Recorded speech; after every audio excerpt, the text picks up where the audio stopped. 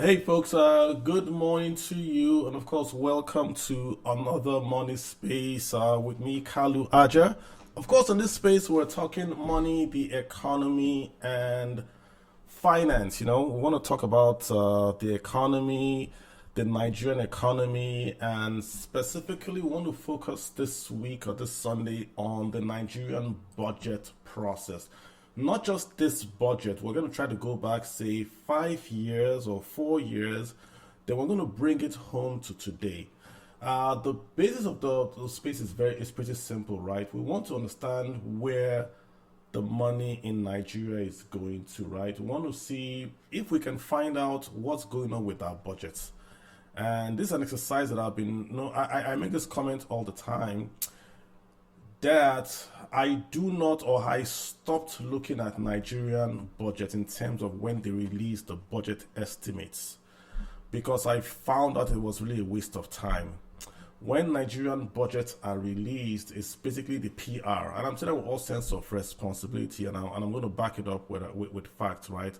It's essentially a PR game, right? Where folks are trying to make it look like as if there is something better that they are doing that we're not really seeing, right? So that's what we're going to do this week. I want to just do a deep dive into that budget, right? And I'm going to share the slides with you on Twitter, so that way you guys can actually try to follow and see the point I am making. It's a very, very simple presentation, but because it has numbers, right? That's why I want you guys to sort of follow, and I have them all set up on Twitter, and I'm also on Facebook. So if you're also on Facebook, you can actually see what I'm also going to share. So that way it's sort of like you can follow because it's numbers, and I want you guys to get that sense of what I'm sharing as well. Yeah. So let's start off with my main points. Of course, my name is Kalu Aja, and of course this week we always talk money, economy, and finance on our budget spaces. We heard this week that the president or the budget ministry was just essentially telling the MDAs, the ministries, departments, and agencies to move the 2025 budget, the capital portion of that budget, till the next year, till 2026. That's what we heard this year. That's what was happening. They wanted to move the budget, the 2026 portion of that budget, till next year. And that was interesting because in 2024, the same thing happened. As a matter of fact, if you go back to 2023 or 2024, Nigeria ran 3 budgets in 2024. 3 budgets.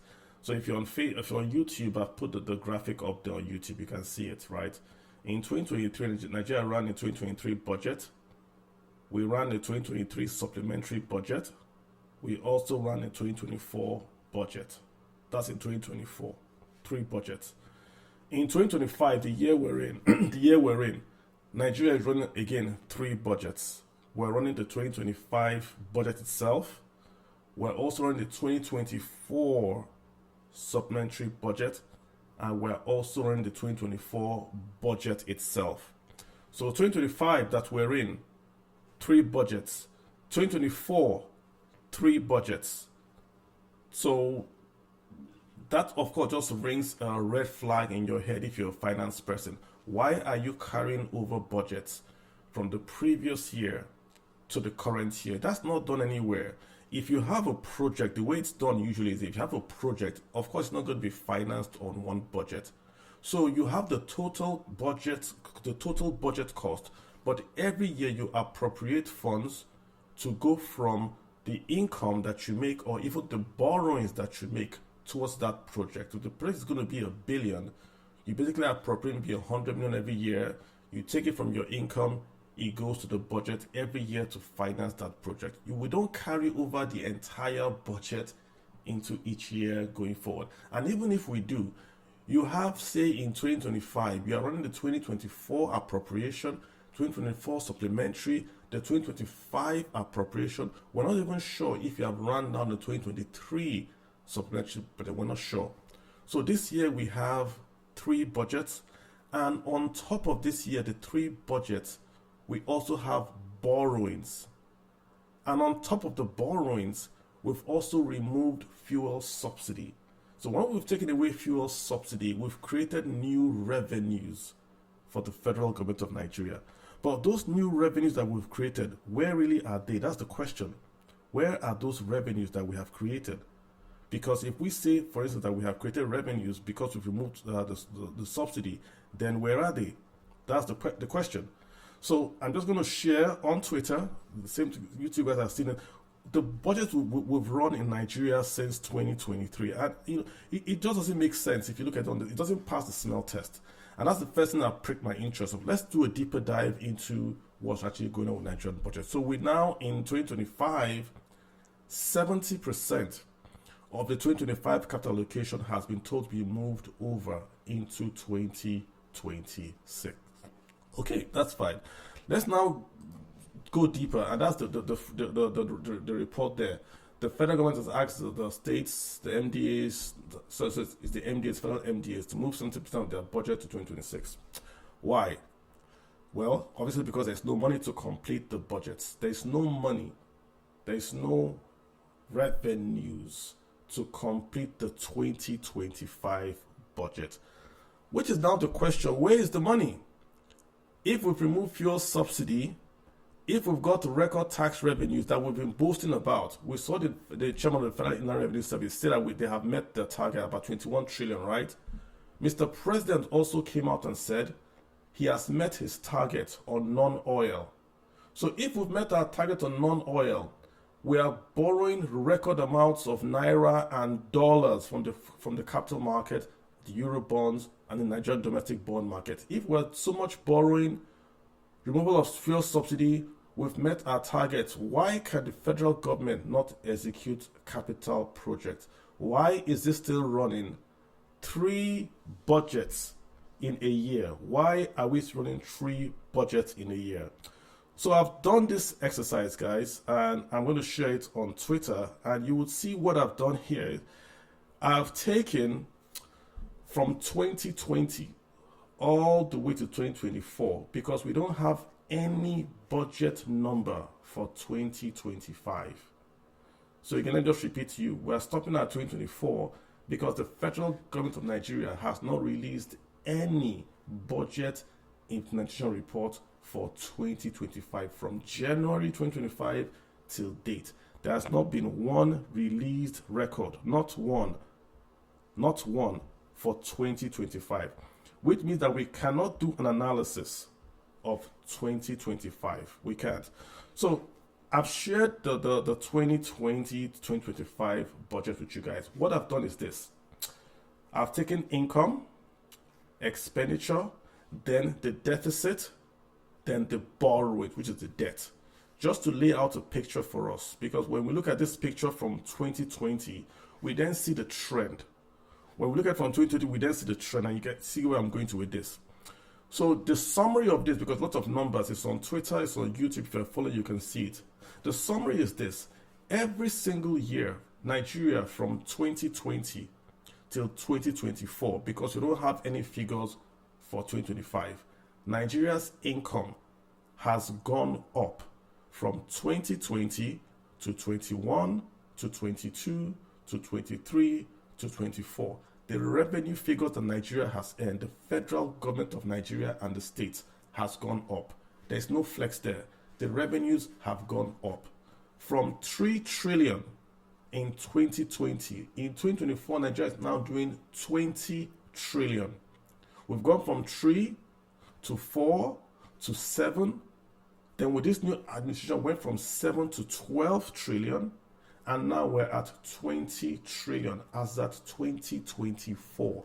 We don't have 2025. So revenues have gone up from 2020 to 2024. The problem, guys, like I always say on Twitter, is not the revenues, it's the expenditure. Look at the expenditure numbers again. Expenditure has gone up also. So whilst we have increased revenues, we have also massively increased expenditures. So from 10 trillion, the federal government used to spend 10 trillion in 2020. In 2024, the federal government is spending 34 trillion. We've gone from 10 to 34 in 4 years. 10 trillion to 34 trillion in 4 years. Let me make it makes a bit more sense to you, right? The total income, if we simply kept our spending at current levels, right, at the say 2021 level, if we kept our spending at 2021 levels, Nigeria would have no deficit, which means the income that Nigeria earned in 2023, if we did not increase spending, we would have no deficit. The total income we have will pay for all the expenditure of the federal government, because in 2023 we have 12 trillion, in 2022 we have 6 trillion.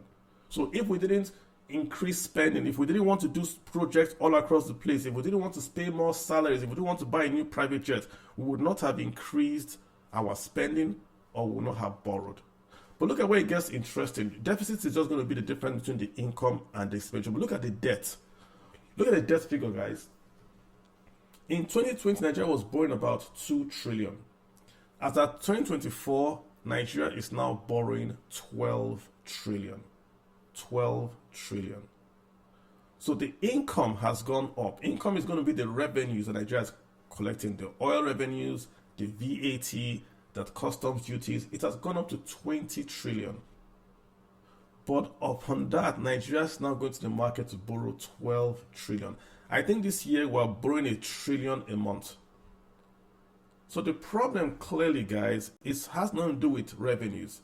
Nigeria is making revenues. Look at the numbers. If you look at 2024, we borrowed, we earned, Nigeria earned, this is without borrowing, 20 trillion 980 naira. That's what we borrowed. But if you look at the spending, it's gone up to 34. Listen, if we simply spent at the same level of 2023, Nigeria would have a deficit of just 1 trillion, just 1 or 2. But we went from 23 trillion to 34. And this is with the income that we've gotten from fuel subsidy removal, from Dangote refinery, all the revenues from the new customs duties, from VAT, all those revenues that we're boasting about has still not stopped Nigeria borrowing 1 trillion a month. And that's why we're having this space today, because the numbers then don't make sense to us. If Nigeria is earning 20 trillion as at 2024, why can't they do capital projects? That's the question. Why can they not do capital projects? If they are earning, their income has gone from 12 to 20, and they boast about it on Twitter and they say, listen, we've made so much revenues, then why can't they do capital projects? That's the problem. So let's look at the next slide again and just see where this is going to, right? Because we need to understand what the government is doing, right? What are they doing with the funds? Now, if you look at the next slide I've shared here on YouTube, I'm going to share again for the guys on Twitter. We've now tried to compare where these record revenues are going to. Where's the revenue going to? We know they've earned 20 trillion, but where is it going to? Is it going to capex, which is capital expenditures? Is it going to recurrent, which is basically they're using the money to pay salaries? And the numbers basically show us that the bulk of the income Nigeria is making is going to pay salaries and service the debt. That's the problem, guys. That is the problem. That we are making record revenues, but we are using those record revenues to pay salaries and to pay debt servicing, not to pay down the debt, to pay debt servicing. Again, I'm sharing on Twitter so you guys can follow the visuals of what I'm talking about.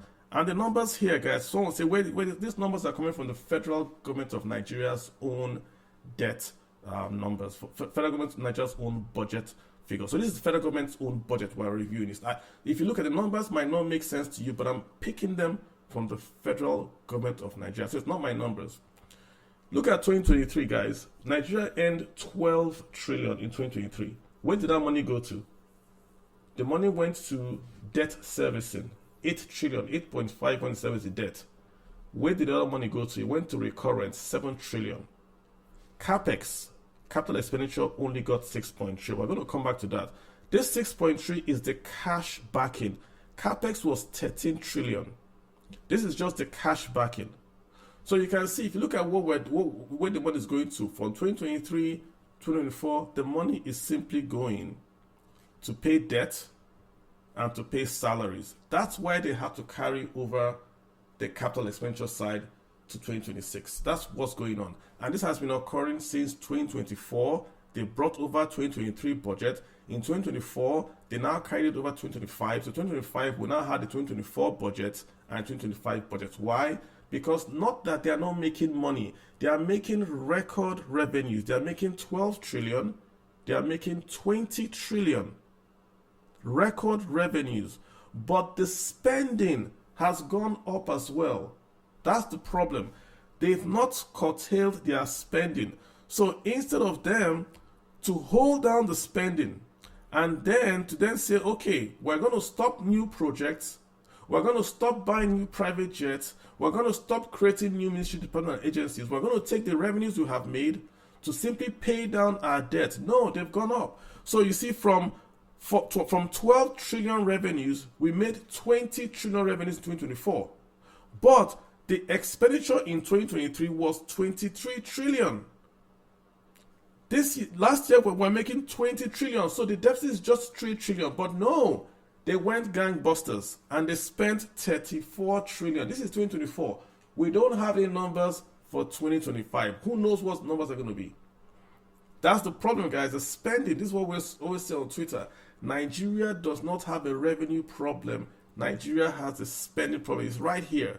This is the federal government numbers confirming that. Yes, we have to pay our debt we've borrowed. But do we have to keep on doing the spending, the recurring spending? Do we have to keep on doing that? The answer is no, and we'll show this to you guys here. That's the problem. Let's now go deeper. This is which 2024 budget we just shown. This one is one that troubles me a bit, yeah. Because if you look at this figure I've shown, I'm going to share it on Twitter again, on YouTube. YouTube guys are seeing it.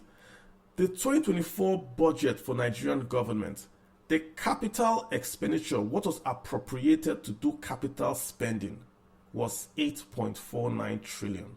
So that means the government came out during the budget process and said, we want to spend 8 trillion on capex. 8 trillion.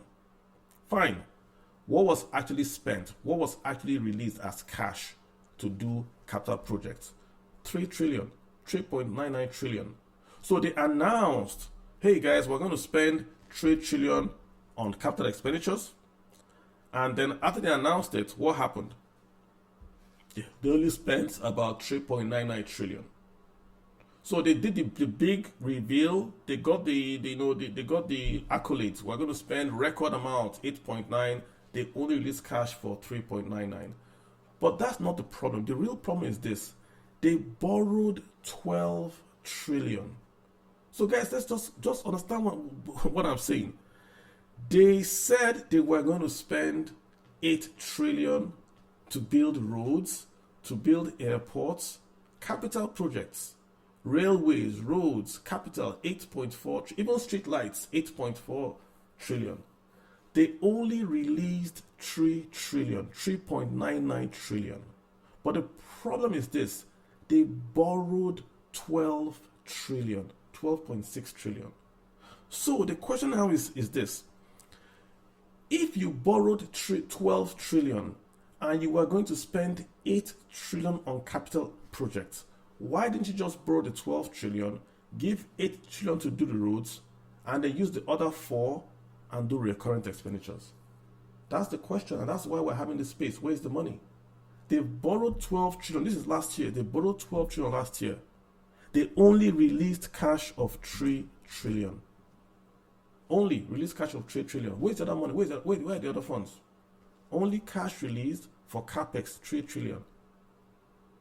That's why they're carrying over the budget to next year, because they've only done half of what they promised to do, just in cash release. So the federal government of Nigeria is not borrowing for capital project. That is the summation of what we're saying today.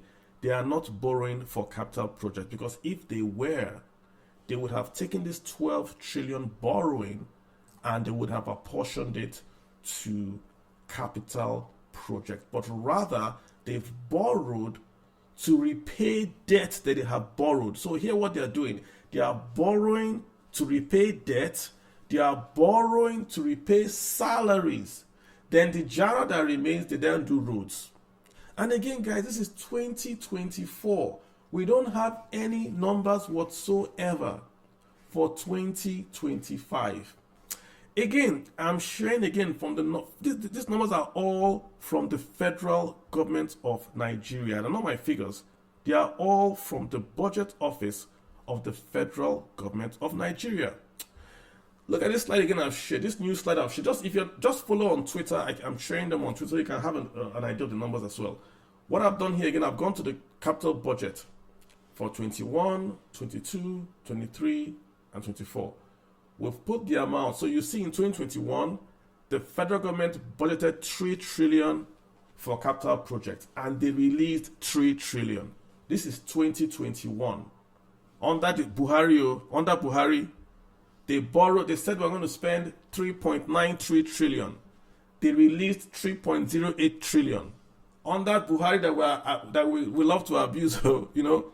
So, you know, that's what they did. They released the money. Then they only borrowed 4.51 trillion. So 2021, we're going to spend 3.9. We released cash of 3.08. We only had debt of 4.5. Let's fast forward 2023. We said we're going to spend 7.95 trillion. We only released 3 trillion. This 2023, we're going to spend 7.9. We released 3.6. Then we borrowed 6 trillion. Again, if you borrowed 6 trillion, why didn't that money simply go to the capex budget? Why? Why are you borrowing to pay salaries? We've said it here. This is the proof. This is their own numbers, not my numbers. They borrowed 6.6 trillion. They only released 3.6 trillion for capital projects. That means the rest went to recurrent. That's what it means. Unless it's in their houses, it must have gone to recurrent expenditures. And what they put in the budget was 7.9. They put 7.9, got the accolades, only released 3.6. 2023.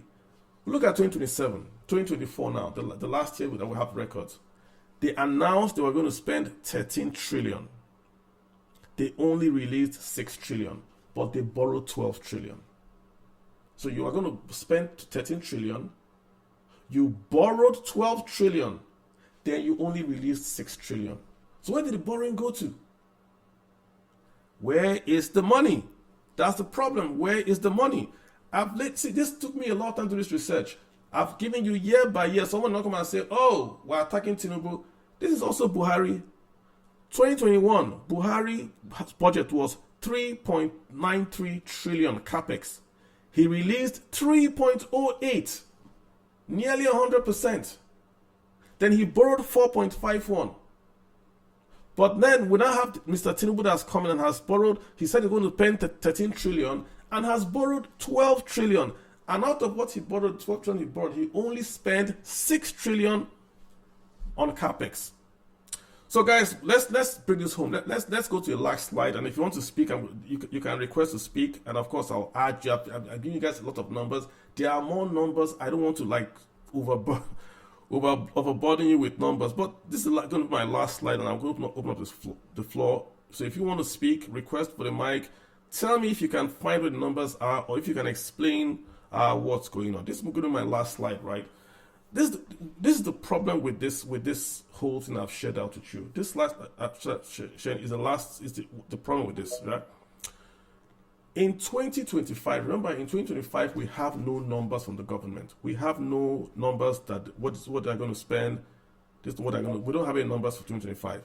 But according to the budget was predicated on us spending 49 trillion. We want to spend 49 trillion. And out of the 49 trillion, we want to have revenues of 35 trillion, which means we're going to borrow about 13 trillion. We're going to borrow 13 trillion, which comes to about 1.1 trillion every month.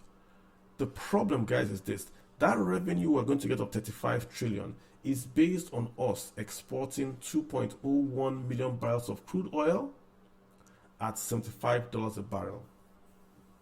So we have to, for us to make that revenue number of 35 trillion, we've got to drill crude oil of 2.06 million barrels a day and sell at 75 barrels a day. Today, our oil output number is 1.4. OPEC's quota is 1.5. So OPEC says you guys can sell 9 or 1.5 million barrels a day. Nigeria cannot even do that. We can't even do that. We can't meet that number. So it's crazy, yeah? We can't even meet the OPEC's quota. But most importantly, because we had a revenue of 35 trillion, that's why we are borrowing 13 trillion. But oil price today is 65 a barrel. And now our budget is going to be 75 a barrel. Output was supposed to be 2.06, it's now 1.4. You see the gap has increased. So now we now have a big gap. That gap is going to be funded by borrowing. That's why you see every day we are borrowing. That's why when the president came out and said he has met his target, I was shocked. How can you meet your target when you are borrowing? We've seen the numbers. They are borrowing their eyes out, and the money isn't going to capital. So he said, I've met my target. Whether it's met your target on oil or non-oil, you are borrowing massively. What he has borrowed is more times what he has met on oil or non-oil. That's what's going on. So that's why I think, this is my own opinion, that's why 2025 numbers are not out, because they're a mess. It will show us the continuation of record revenues, record borrowings, and record non-financing of capex. That's why it's not out. How can the largest economy in Africa, quote unquote, not release a single budget implementation report for 2025? If you are asking on this space, if you had someone that you were sponsoring to school and that person had not given you one report of how he has spent his money or one report from school, would you keep giving that person money? Why should Nigerians pay tax when the government has not told us what it has done with our money in 2025, the entire 2025? There's no budget.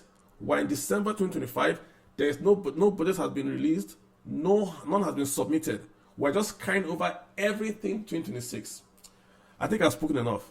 Let me get Scholastic Adaku Samuel to hop in here, and maybe he can find our millions for us or our trillions for us. So Scholastic, good morning. How are you doing today? Scholastic Adaku Samuel is not ready. Let's go over to Cyrus. Cyrus, my good friend. Cyrus, how are you doing today, sir? I'm very good, Carlo. Good evening. How are you doing? I'm doing very well, sir.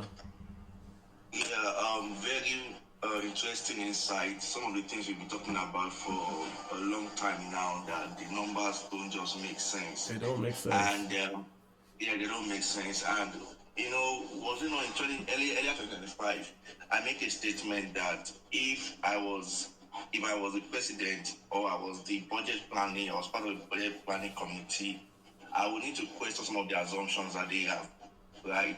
Because if you are going to a budget year and you have certain assumptions and where you want your finances or where you want to channel your finance, where you want to get your money from, then your assumption doesn't necessarily even make any sense. We're going to 2025 knowing fully well that the price of oil will drop. In 2023 we had an uppish year of oil price that sold between $75 per barrel and between $75 and $72 per barrel all through the year. Oil price never dropped below $69 per barrel in 2024. Now, every analyst, every forecast was saying that oil price would drop below $69 per barrel in 2025. That was the general consensus. And then you made a budget predicated on an oil price of $75 per barrel, if I'm correct. Yeah. Then you went ahead, you have a 1 point, then we're producing 1.3 million barrel per day. Then you have an assumption of 2.06. You wanted to increase your oil output by over 25%. Without telling anybody how you are going to do that, what exactly are they going to revamp new oil wells? We are just granting new oil licenses to independent and foreign oil investors in Q5 2025. In fact, the oil licenses will not be completed until Q1 2026, right? Yeah. So if you look at our average oil production so far in 2025 has been 1.5, 1.6 thereabout. Yeah. You know, counting even condensate, right, which is sold in naira. Yeah. So I asked them that, why are you making these predictions? It's one thing to be ambitious rather. It's one thing to have big plans, but your numbers don't make sense. Even if, from a personal finance note, if I have big plans and big ambition, I want to spend that. At the end of the day, I have to do the reality check on my own personal bank account and say, okay, what do I have? What can I have? And that's why we keep going to capital market to issue aggressive bonds, aggressive security instruments, because that is the only way to finance all of these, all of these things we are doing. And you mentioned that the in 2022, 2023, there was an uptick in 2024 and 2025 in revenue, and you can see an uptick in debt also. Yeah. The primary factor for that, the revenue, primarily, of course, obviously, subsidy removal gave the government breathing room. But because of policy mismatch, you remove subsidy, at the same time, devalue your currency. So the gain of removing of subsidy itself has already been offset by the reduction of the windfall that comes from devaluing your currency. Let me explain what that means. I know you do, at least for the listeners. Yeah. Is that if you were gaining, let's say, so and so naira from subsidy, when you move subsidy, what happens is that your debt, your external debt obligations, they go up, including your debt services go up, external debt services go up in naira terms. And so you see our 2024 debt, our 2023 and 2024 debt, external debt, not that they borrowed more, not that they aggressively borrowed more. The total amount of money that the government has borrowed so far from an external debt level is $3 billion. Based on my own calculation, of course, based on the Q2 2025 DMO report that I have. That's 2025, right? You're talking about 2025. Yeah, the Q2 2025, that's the one I have access to. That's the one I see it out. So it's $3 billion they borrowed so far, external debt, right? So not that they were borrowing, but in a climate of devaluation, what happens is that your external debt goes up and your external debt services go up. I was making the argument, I was telling somebody yesterday under a post that, look, Nigeria is defending the naira with borrowed money. The person was laughing. That is true. It's we see it right here. We see it right here. It's right here. Nobody can laugh anymore. It's right here. Exactly. And the person was laughing, but because it's just common math. It's just common. You just have to know what the math is. Where CBN Cardoso was boasting that the country received $20 billion in capital inflow. Right? Capital inflow is the foreign money that comes to your country. Right? Ask him. He did not tell us how much of that money is portfolio investment, which by the way is over 90%. The rest is equity. Cyrus, you have to understand. Let people understand what you're saying. Let people understand what you're saying, because I think because we're finance, let's just try to break it down. Nigerians' foreign reserves is at a record 45 billion today. Record 45 billion. What Cyrus is saying is this: when you borrow money, or when money enters, let's just not say borrow. When money enters Nigeria, dollars, it goes to the Central Bank of Nigeria. So when you send money, let's say you are in America, you're in Houston, you send money to your mother. That money goes to the Central Bank of Nigeria. Then Central Bank of Nigeria will then give it to the bank will then give it to your mom in whatever, right? When you borrow money to Nigeria, when Nigeria borrows Euro bonds, the money goes to the Central Bank of Nigeria.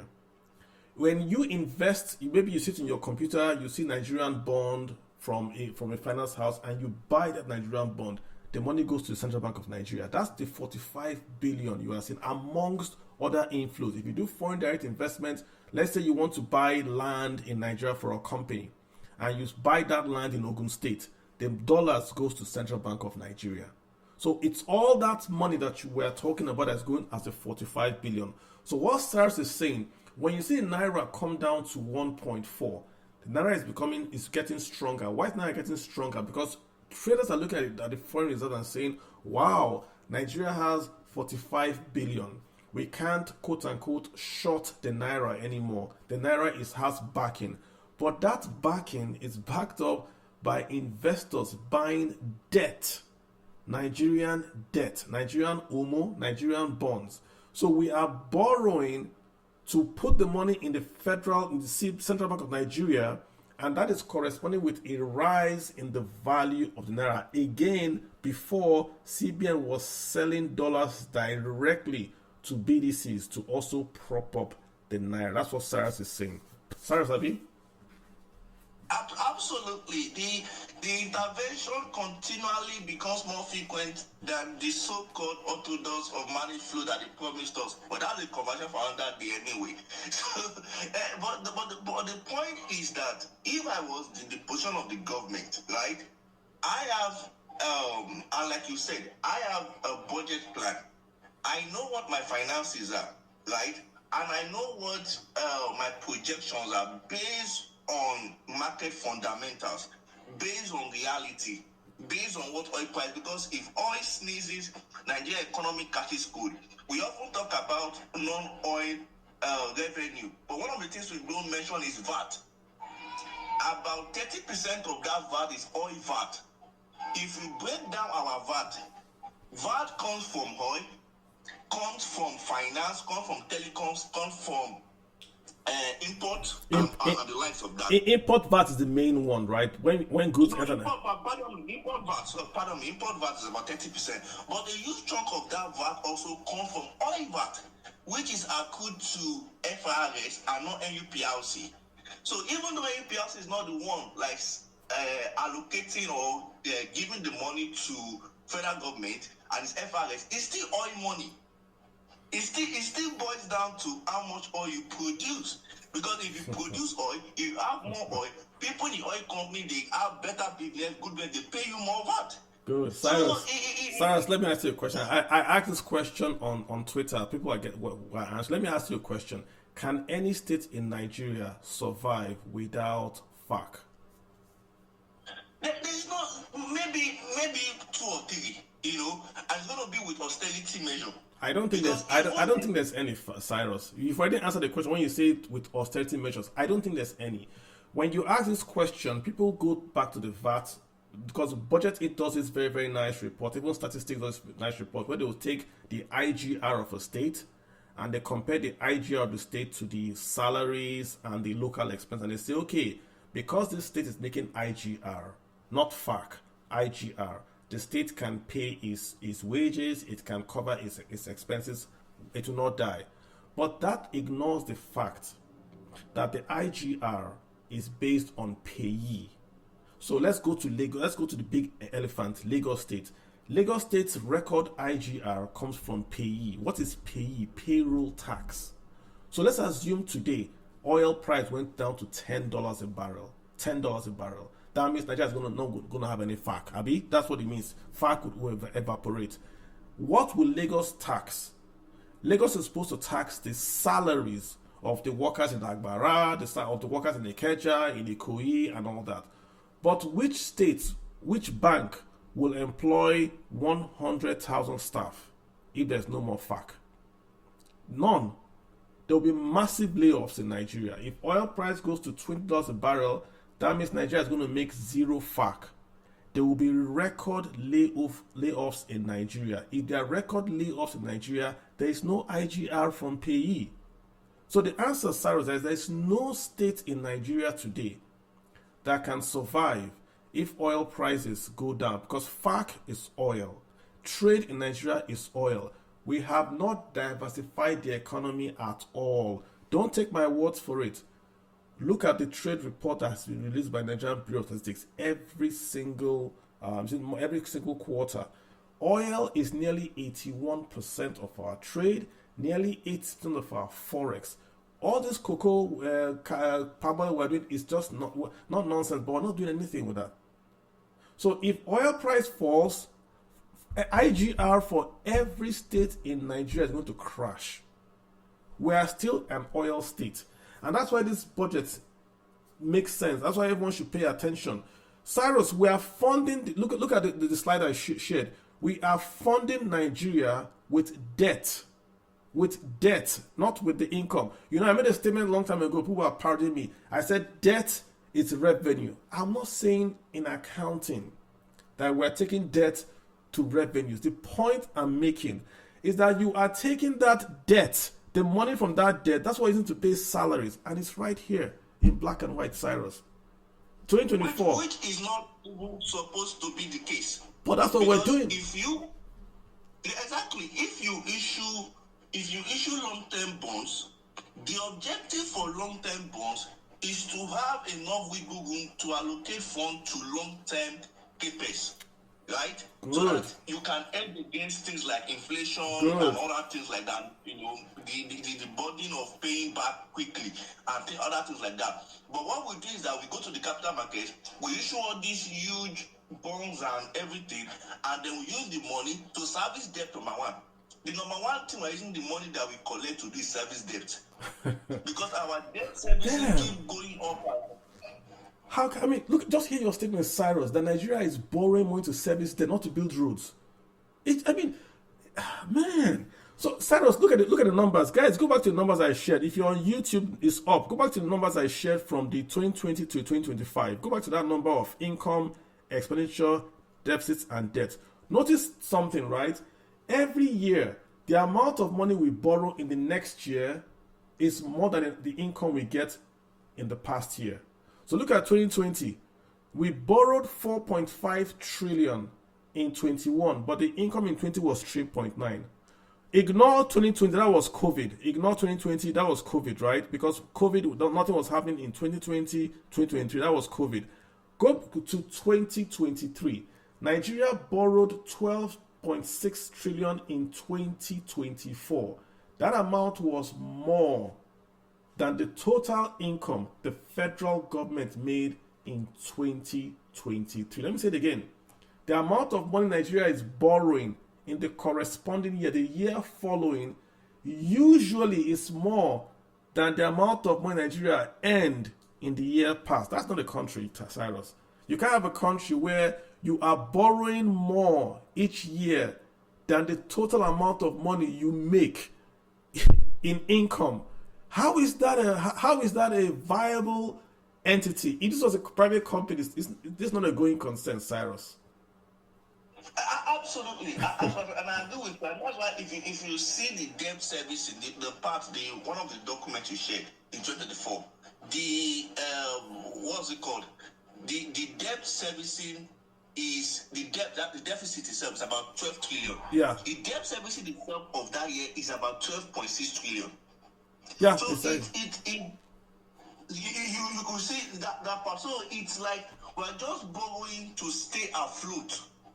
We are borrowing to stay afloat and maintain an image that okay, everything is going well, everything is fine. Not that if you have a very structured bond issuance, there's nothing wrong with going to the capital market to raise bond, whether Euro bond or local bond. You use it to what's it called?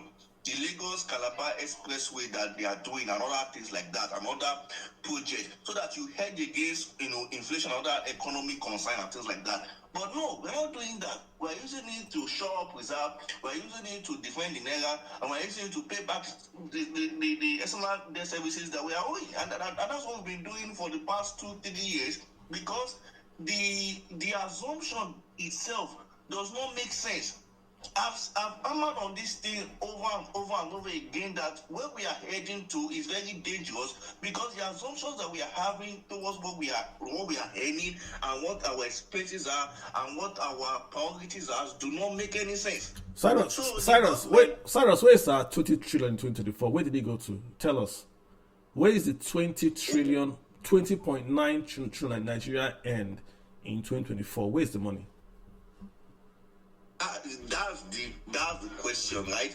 Because the promise from government is that one subsidy is gone, and some of us publicly supported the move of Yeah, subsidy, like I that did. the subsidy is out of is something is out of the way. The government will have a wiggle room to reallocate finances to things like healthcare, like education, like infrastructure, and others, quality services. So people would see that okay, there is money made available for these things. But right now, we still have huge number of 2 years down the line, huge number of out of school children, aging infrastructure, legacy debt, bad roads, incomplete projects, and balloon debt. So it begs the question, like you said, that okay, where is the money? And because people begin to wonder, what then is the win for? What then is the gain of the subsidy removal? Or probably the subsidy removal was inevitable because the country is already collapsing. Yeah, it was inevitable because they had to remove subsidy and they also had got to do what's it called? They also had to remove the peg on the dollars. I get that. The point I'm making is this, right? The revenues are going up. When President Tinubu said the revenues are going up, he's not lying. 2023, if we go back to the numbers, which I'm just going to make sure I have it right here, he's not lying, right? So the numbers, he's making 20 trillion. This is last year. The year before, he made 12 trillion again. So where is that money? That's the point I'm trying to get to. Where is that money? Because where has he taken that money to? He has got money from subsidy removal. He has gotten money from borrowings. But he's not allocating the money towards capital projects. What budget, Cyrus, is the coastal road on? Wait, what budget is it on? Because they are moving. Remember, before this, they set the budget to start in September. That the capital project for 2025 will start in September 2025. But before September 2025, they had already started doing the coastal road. Now they say they have, and they did that coastal road from a borrowing they did from the Deutsche Bank in Germany. They borrowed money from the Deutsche Bank in Germany and started the coastal road. The road was supposed to be PPP. They borrowed money in Germany for that. So what budget is that road on? Where is the money going to? I'm asking questions. I'm giving figures. And I want folks to tell me what's going on in the country. Where is the money? If we're making all these revenues, then where is the money? That's really just what I want to find out. Where is the money? We have to know where the money is. We know their own figures don't make any sense. So if you have an idea where the money is, you can. I'm getting DMs. People are saying, "Yeah, oh wow." No, don't get angry. Don't call anybody names. It's a very, very simple space. If you know where the money is, tell us where it is. If you have an idea where you think it could be, let us know. But we don't have the time to abuse people, right? We're not here to abuse anyone. So the DMs, let's have a sensible discussion. This is your country. Again, we're stopping at 2024. Somebody's asking why it's not 2025. There is no number from 2025. None. There is no number from 2025. If we had 2025 numbers, we'll show them. There is none. That's why we're at 2024. There's a lot of borrowing, and Cyrus has been here explaining. When we say it on Twitter, Nigeria is borrowing to pay salaries. This is what we're talking about. It's not our figures. And so Cyrus, will the income from taxes, will that be a major income header that would maybe reduce the borrowing? Because I don't think so. We're already borrowing in advance of that tax inflow. Where it's like we're saying we're going to make money from this new tax regime, then went and borrowed more. So on the issue of the tax listed, and I think that's what they are betting on in 2026, Q3, Q4, yeah, and maybe going forward. But on that, I feel like they're going to make a lot of money from it. That's no doubt. If you are doing all of these things, three things that they are trying to do: inclusivity. That means like bringing those who are not paying taxes before, or Yeah. those who assume that they are gaming the system and they are not paying what they should be paying. So they are trying to people. So they are using all kind of criteria to bring people in. And that's why I tell people that when it comes to this tax thing, don't be lost in the nuances. Follow the bottom line, what the government is trying to do. Number one is the inclusive part. They want almost everybody. And if you can even get 60% of Nigerians into the bracket, into the tax bracket net, you can get a lot of revenue from that. Right? Without drive productivity, that's a different question.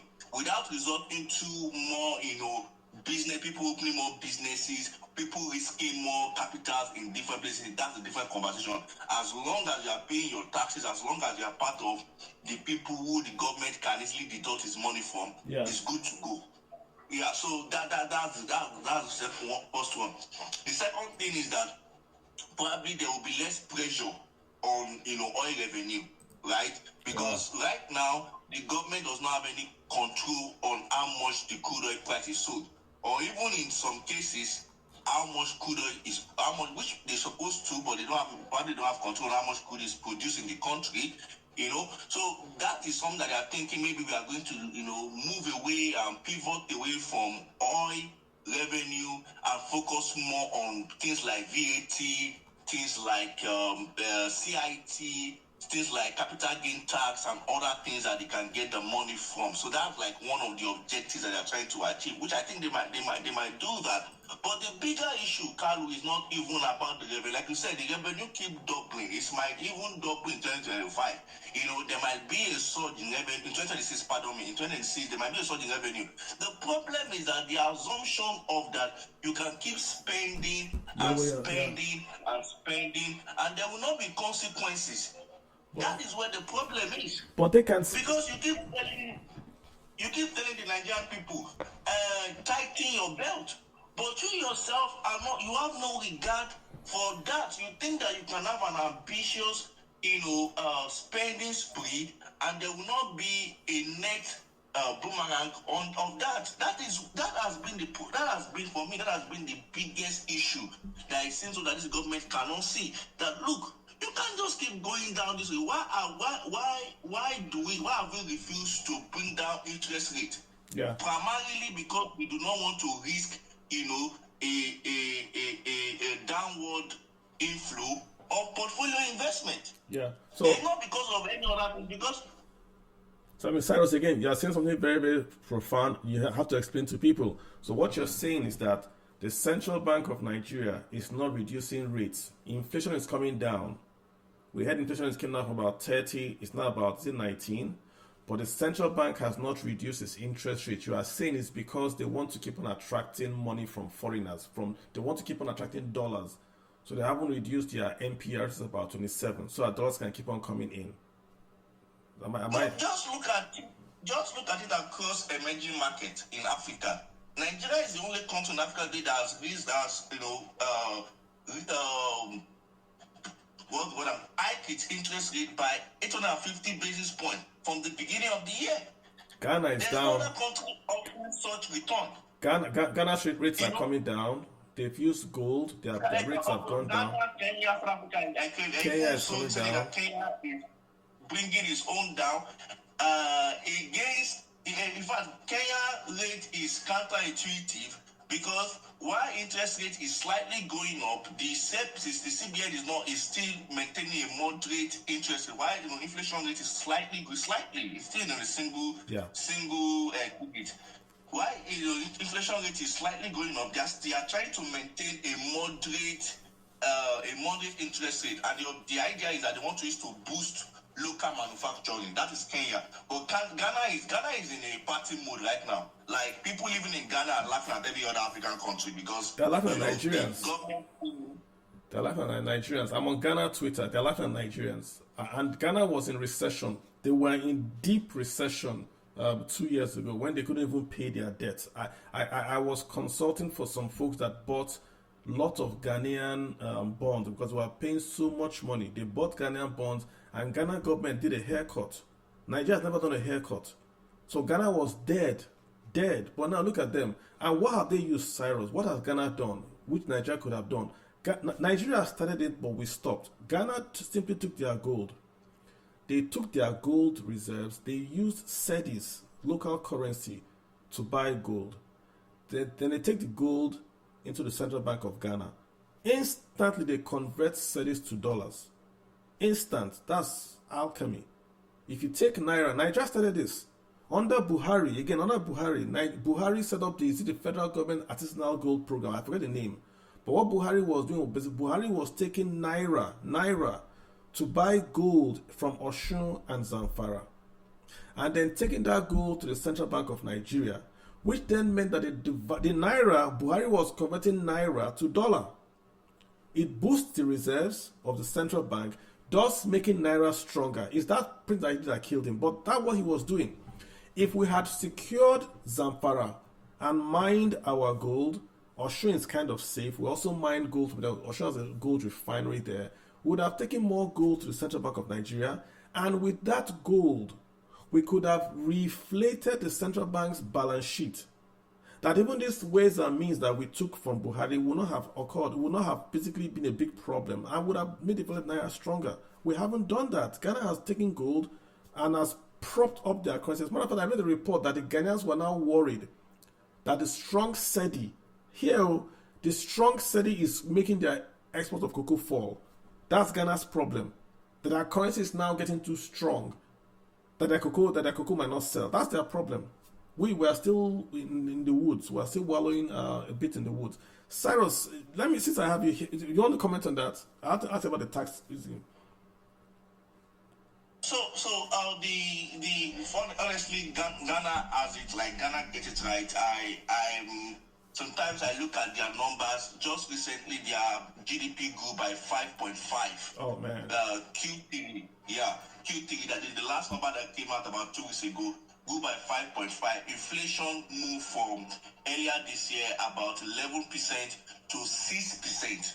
Wow. Ghana inflation now is now on 6%. It's a single-digit inflation, one of the lowest right now, in sub-Saharan Africa. So Ghana has, Ghana is on good feet. And like you mentioned, the reform and the structure, the gold. Another thing they also did was that they ended the gold for there's a system called gold for crude whatever system in their CBN in their Apex Bank, which they stopped, which was fueling corruption and arbitrage. They also removed so many other unnecessary taxes. Like there was this COVID tax that the last president put on the people because of COVID. Yeah. And when the president left, the tax was still there, so he removed a lot of levies. I mean, Mahama just, he came back and, got things right, and he put his feet on the ground. I don't think it's up to 2 years or even a year. So, oh my God. So I want to ask you about this France tax, and if you know any information about it, I'll come back to the budget. So the FIRS signed an agreement with the French tax people. I can't comment more. I've been looking at that story. I wanted to get my hands on what they signed. I see the communique from FIRS, but I can't get my hands on the paper. So if I read the paper, I would know where they are going to. What's your view? Just your 20,000 feet in the air view of what's going on. My own opinion is two things. My own view of this whole tax and where we approach tax and revenue in Nigeria is two things. Number one, the government is not sincere. And that's why we are spending, we are wasting time and energy paying content creators rather than, just be sincere with people. Number two is the fact that our approach to taxes is even wrong. Tax is a mechanism for revenue collection, but it is not the only mechanism, neither is it the primary mechanism. The primary mechanism or the primary objective for taxation is to spur productivity. True. You use tax as a tool to spur growth, to spur productivity, to get more people in the labor market and more people working and more people investing in your country. So the government put the cat before the horse. Productivity comes first, revenue comes second. That has been the underlying philosophy behind this government, is that they just want money. They just want to get money, and any way to get money is fine by them. So they keep imposing all of these unnecessary levies on people. Now, back to the question of the France thing. one thing you can say about France and its footprint in Africa is that it has not been it doesn't have credibility, right? I know many francophone countries are kicking France out, like Mali, Burkina Faso. We saw what happened with Guinea-Bissau recently, Niger, for example. And many of them are saying that France is an extractive economy. What they are trying to do is simply to extract mineral resources at the expense of the people, right? And that has been the argument. Now, I'm not in favor of military dictatorship or whatever. I don't care. That's not my view. But everybody cannot be wrong. Every francophone country maintain that this country determine what the economic rules will be. They have draconian and restriction rules on their currency, and they are extracting their mineral at the expense of their people. So if that is the case, why are we opening our tax portal to this same country? That should be a very sincere question every Nigerian can ask. Why is France becoming the new darling of Nigeria? Besides, historically, they are not even our primary allies. So why are we turning towards France to the extent that we are sending our troop to another country, to do all kinds of things, even to the point that today our troop has been detained in Burkina Faso. Yeah, and it's a very, very sensitive thing, because if France begins to determine, what your tax collections will be and what the rules will be, and you open all of these books to them, who know, what they might do. Like you said, I'm not privy to the information yet, because it's just an MOU and a press statement that is being released currently. Gotcha. But I've said Nigeria do not miss the opportunity to miss opportunity. Okay. It's at this point in time that we're supposed to align way more with the United States.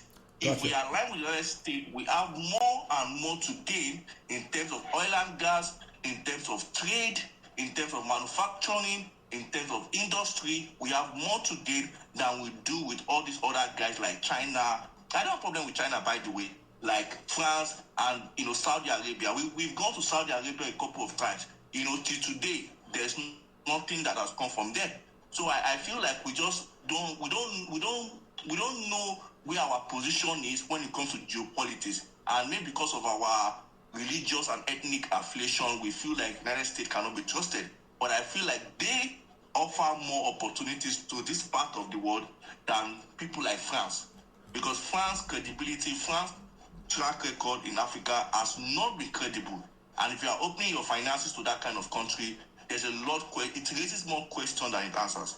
A quick question for you. Can a parastatal sign an MOU with a foreign entity?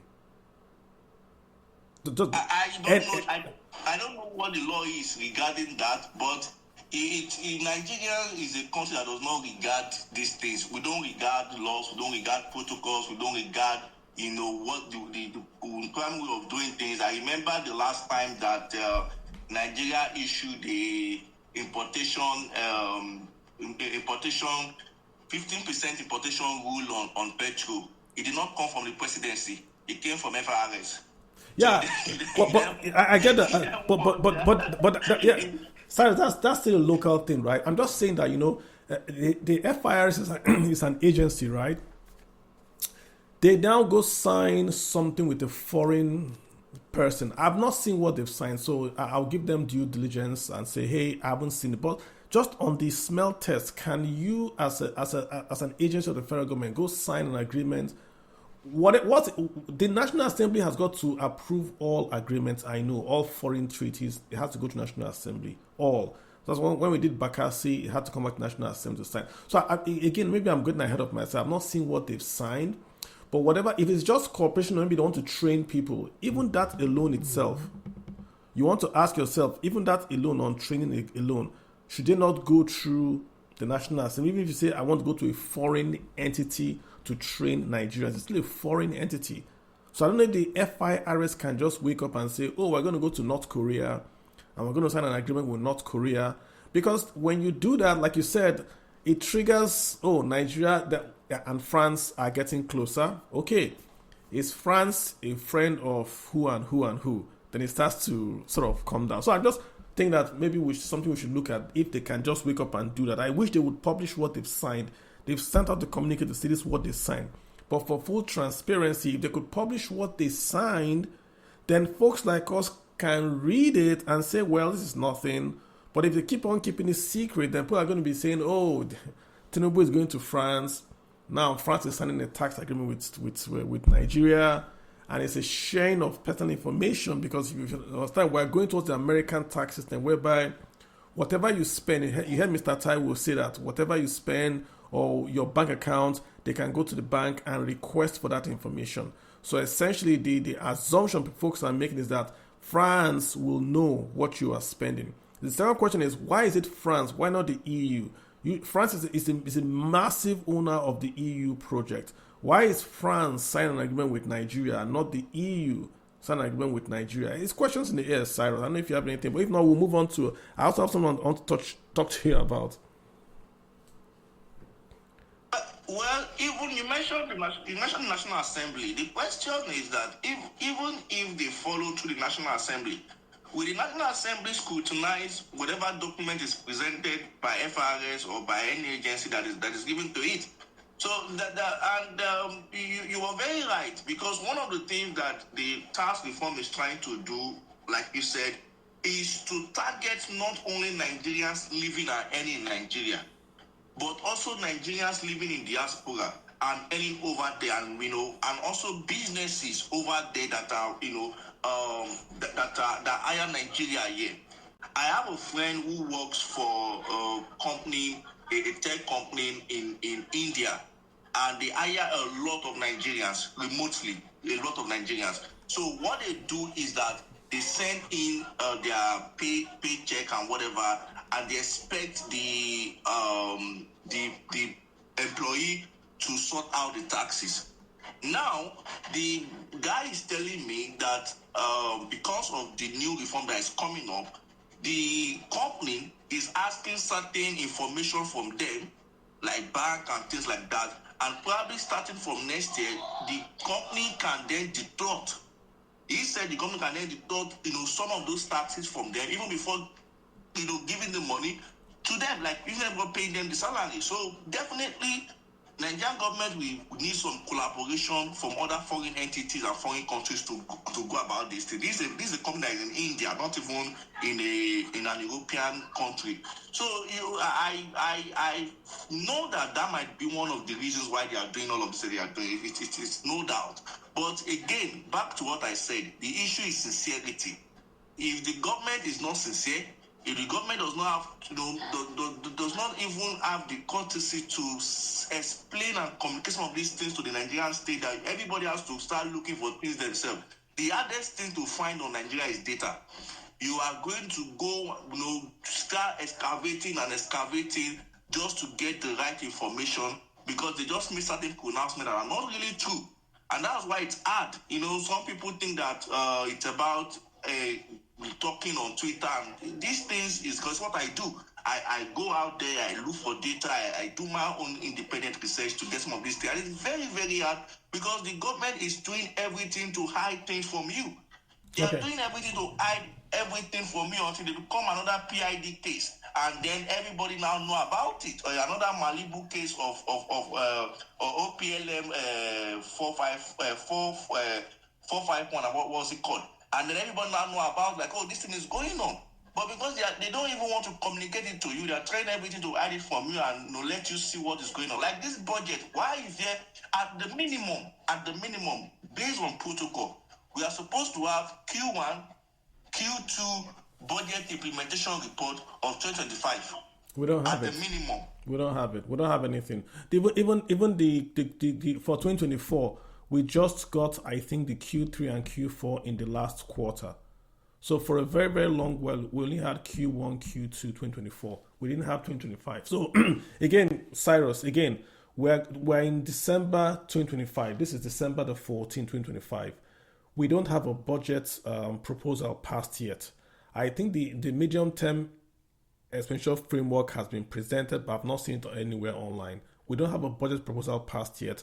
We do not No, have. the document are not. I don't think the document is available. What they did is that they make a press statement of it and they roll out some figures. Yeah. The Minister of Budget and Planning, Atiku Bangudu, roll out some figures that they're going to have, I think, 20 trillion in deficit as opposed to the 18 trillion they had last time. I think they pegged oil around 65, which is conservative this time, but probably not realistic. And I think oil price, surprisingly, they pegged it at 1.7. If I'm sure. Yeah. So they are a bit conservative now, but no document has been released to the Fed. It's just basically word of mouth, and probably the next few weeks, maybe going to the new year, which is not usually the case. Usually around November, October that we get these things. They are going to release, the full number and break it down for the Nigerian people, but they just said it as a word of mouth that Yeah, these it's are not. what It's these not. are what and what and what they're doing. Yeah, so I mean, don't you think that a government that was going to increase taxes of citizens in 2026 should tell the citizens what they've done with the taxes in 2025? I mean, we don't know what they've done at all in 2025. Nothing, zero. We don't know how much income has been earned. We don't know the expense in 2025. We don't know the deficit. We don't know the debt. We know the borrowings because there's DMO. The DMO is tracking borrowings, but we don't know anything else. And if you look at the past, it means that we're going to borrow, we're going to earn more income. But under President Tinubu, we have borrowed. In 2023, we made income of 12.4. In 2023, income 12.4. But in 2024, we borrowed 12.6. So a year later, we borrowed more than what we made in the entire year. So 2023, 12.4. 2024, we borrowed 12.6. It's amazing that this is not, people are not asking questions. The folks that should ask these questions I'm asking today is the National Assembly. They should be asking questions, why is Nigeria borrowing an amount in excess of the total revenues we have collected? So let me put in perspective for you guys. NNPC, CBN, LNG, your VAT, your corporate income tax, add all the revenues Nigerian federal government has earned, all the total revenues Nigerian government has earned. In 2023, added together, that was 12.4 trillion. In 2024, Nigeria borrowed 12.6 trillion. So it's a wash. It's a complete wash. All these tax revenues that we're going to earn in 2026, Cyrus, who says we won't borrow in 2027? Who says? No one knows. That's one. Number two, Cyrus, I think the main issue that rises me up is this. There's no problem with borrowing. If Nigeria can find a place to borrow $1 trillion, they should go and borrow it. There's no problem with borrowing. But when we are borrowing to spend on debt servicing, not debt payback, we're not paying back the debt, guys. We are borrowing. This figure you see here on that debt, this 12.6 is the debt servicing. We're not borrowing to pay back. We are borrowing to service the debt, number one. Then we're borrowing to pay salaries, including amnesty, including paying for private jets. That's what we're borrowing for. If we are borrowing to do this, Cyrus, the country is going to go broke very soon. If dollar, God forbid, we're Christians, so we always say, God forbid, if dollar goes to, if oil goes to $50 a barrel, we're in trouble. And Goldman Sachs and many foreign firms are saying that the oil price is going to fall in 2026. Guys, remember, the only reason why oil price is even at 75 or 65 is because Russia is fighting the war in Ukraine. If Russia and Ukraine settle their war tomorrow, oil price is going to go to $50 a barrel. 50. Then what? Then what do we do? Do we now start saying, oh, where's all the money that we borrowed gone to? Then what? So I think, guys, a bit more. There's no point to abuse anybody on the. You guys are coming to my chat to abuse. Why can't you request to speak and abuse? Don't give me the abuse to repeat. You don't have to. You have to ask questions.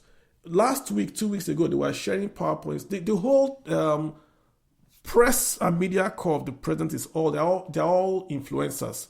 All they do is they share PowerPoint. you go on Twitter, they'll share one thing.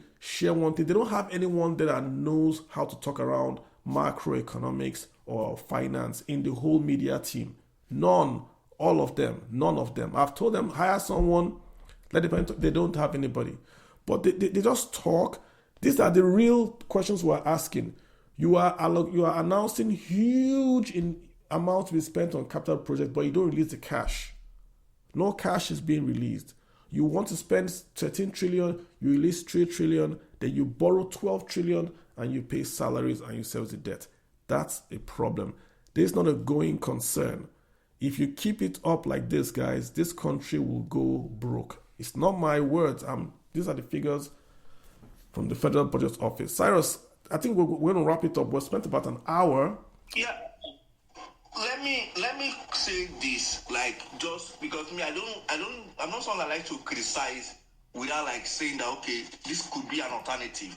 And that's something that you can't accuse me of. You can't say, oh, you're just criticizing the government. What would you have done differently? When I spoke about the which by the way they reversed the VAT increase, the 15% in 2 years VAT increase that they plan to do, I told them that this thing does not make any sense. Nigeria is a very high inflationary climate. They argue that they abuse, they said, oh, they've given you tax exemption, they've given you zero credit, they've given you zero VAT, until the National Assembly decided to say we are going to reverse this, we are going to defy it, indefinitely. So back to the issue. If I was the president, right, 3 things, no lie, this is hard work. 3 things, 3 main things. Reduce your deficit. Radically reduce your deficit. Have a consensus on how much of revenue that you are going to borrow.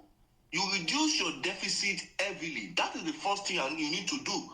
The second thing that you need to do is that you're supposed to put in place policies that drive trade. Trade, industry, manufacturing, finance, banking, policies. This is 2 years or more than 2 years down the line. What policies are you putting in place to ensure trade? And sometimes it could mean that you take certain losses. For example, the goal of customs should not be earning more money. That should, at least not for now. Yeah. That should not be the objective of custom for now. Sure. Ensure that there is more trade in the country, then you can, do certain things to help, get the money back. You need to take some losses as a government sometimes, not sometimes when things are down. And lastly, we don't talk about it anymore, but Nigeria needs a huge inflow of FDI. There is nothing. We see Kenya getting all this money for health, get this money for tech. We see Ghana, we see South Africa, we see Mozambique. In 2024 alone, Mozambique attracted over $20 billion in FDI from oil and gas.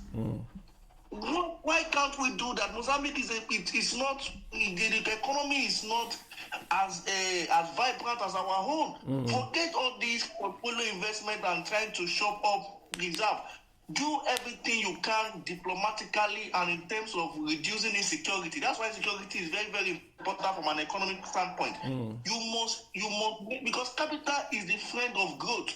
Capital is a friend of growth. If you don't have capital, you don't have growth. Which one comes first? Do you grow then capital comes, or you have capital and growth comes? Which do you think comes first? I think it's the two ways, because if there are certain capital you need to spur growth, right? If you are talking about expansive growth, if you are talking about more manufacturing or more tech hubs, more bigger industry, expert technology, you need capital first. You need the capital first. But when growth comes, capital also follow. So capital also follow. So if you are not getting FDI into the country, you are joking. The FDI number is laughable. Nigeria is attracting $29 million. $29 million. It's nothing. It's nothing. We're doing 6 billion or so if you on 2024, 14 and all that. It's nothing. Nobody see. We're playing. We're doing PR, Cyrus. We're doing PR. The foreign reserves are being funded by debt. the money that's coming to Nigeria is debt. It has interest cost to it. It's like me going out and borrowing money and then saying people like me. People don't like me. People are giving me money because I'm going to pay back interest. That's why they're giving me the money, not because they like me. You see government officials come on Twitter and say that Nigerian bonds were oversubscribed and they think it's a flex. You forget that it's oversubscribed because you are paying higher interest rates than Rwanda. Tiny Rwanda is borrowing lower than Nigeria. So when you offer an American, if you go to America today, your interest rates in America are what? What do you get if you put money in a CD in America? 3, 4, 2%. So if you go to FDIC Bank and you say, oh, I want to buy a CD and I'm putting 100,000, they're going to give you from 2% to 4%. You come to Nigeria, Euro bonds, they will offer you 7, 8, 9%. So if you are smart, what do you do if you're an American? You put your house on mortgage. You take $1 million, you give it to Nigerian government if you can bear the risk. Nigerian government is going to give you 8%. You take the 8%, you pay your HELOC at 3, 4, 5, or 6. You carry 3% and you retire to the Maldives and you sip pina coladas. It's a simple carry trade. Or you go to Japan and borrow at 0. Come to Nigeria and give them at 8. 7% spread. That's what people are doing. And Nigeria is hating, oh, foreigners are buying our bonds. Our bond was 4 times oversubscribed. It's oversubscribed because you are paying far in excess of what, quote unquote, African countries are paying. You are paying more than Rwanda. Rwanda has no crude oil, but you are borrowing more than Rwanda. Makes no sense. Cyrus, we've got Henry here. I don't know what. Henry, can you find our money? We've got Henry. He's fallen off. See, Henry, are you there? What's it called? My name is somebody. Twitter names are crazy. Hello. Can you hear? I just wanted to ask questions. I don't really have much to contribute. I wanted to see when I tune on my TV, tune on my radio, listen to some persons because I'm listening to the praises they are showering to this current administration. Economy is this, economy is that. So my question, because I respect you guys here so much, my question is, for economy now administration that is still, according to information we gather, that is still running 2024 budget to 2025, and the 2025 budget have now totally, the capital aspect of it have totally moved down to 2026, and that is to say that even when this man continues, next administration will not inherit his capital project. Nobody is even talking about that. So is there anything to talk about, to celebrate as far as this administration is concerned, or it's just propaganda, lies, and upon lie? I just wanted clarification on this aspect. For somebody who is not implementing his capital project, and people will be coming on national television and telling us economy is this, economy is that. Let's not even talk. I don't want to even talk about the cost of living Nigerians are passing through. I just want to talk about this real economy they are displaying on their PowerPoint, sharing on different platforms. Yeah, let me try to be as fair as possible to the president, right? So the president inherited an economy that. Hold up, later, just hold up, yeah. So you speak next. I think when the president came into office, right, there was no money in the country because the past administration had borrowed a lot from the CBN. It was paying, I think, $1.25 trillion to CBN. $1 trillion to CBN for the ways and means. They had no money. That's why the president very quickly said subsidy is gone, because he had to remove subsidy to get money into the country to do his stop. So the subsidy removal and the removal of the peg of the dollar, those were not like he had a choice. It's not like he came and said, oh, we have a choice. Let's remove subsidy. Let's not remove subsidy. Or let's peg the naira. Let's not peg the naira. He had no choice. He had to do it because he had no money. So that's where you see IMF and all saying the economy has been stabilized. The economy was like a plane that was crashing. Tinubu has come to office. He has pulled the plane up. So the plane is no longer crashing. It has now it's now on a horizontal flight. What's the next thing now, in aeroplanes? You have to take that plane's nose up. And that's the growth and that's the productivity that we're talking about. How do you take that nose up? You have to take revenues and spend the revenues. You make money, you spend money. If you don't have money, you go and borrow money and you spend money. But spend money on what? If you borrow money and you spend money on paying salaries to people that don't do anything, the economy will not grow. If you borrow money and you spend on private jets, on roads to nowhere, whereas the largest infrastructure project in Nigeria by cost is the Lagos to Calabar Coastal Highway. Largest infrastructure project by cost. But that project is a very, very good project. If that project is done, it will open up Nigeria. It can even double the GDP of Nigeria because you now have a platform for trade between the east and the west of Nigeria. But look at the problem. We have the Lagos to Calabar Coastal Railway. It's now abandoned. We have the east to west road, original coastal road. It's also now abandoned. We have so many roads in Nigeria that go from Kebbi to Lagos that bring the rice from Kebbi to Lagos. They are bad state. You go to the east, there are so many roads as well. The Benue Road, the roads in Benin, the Edo to Abuja Road, they are also bad. So what we've done is that we are spending on infrastructure, but we've taken where we should have spent money to do the one that will generate the instant growth that we need today. Because you have to survive today before you worry about tomorrow.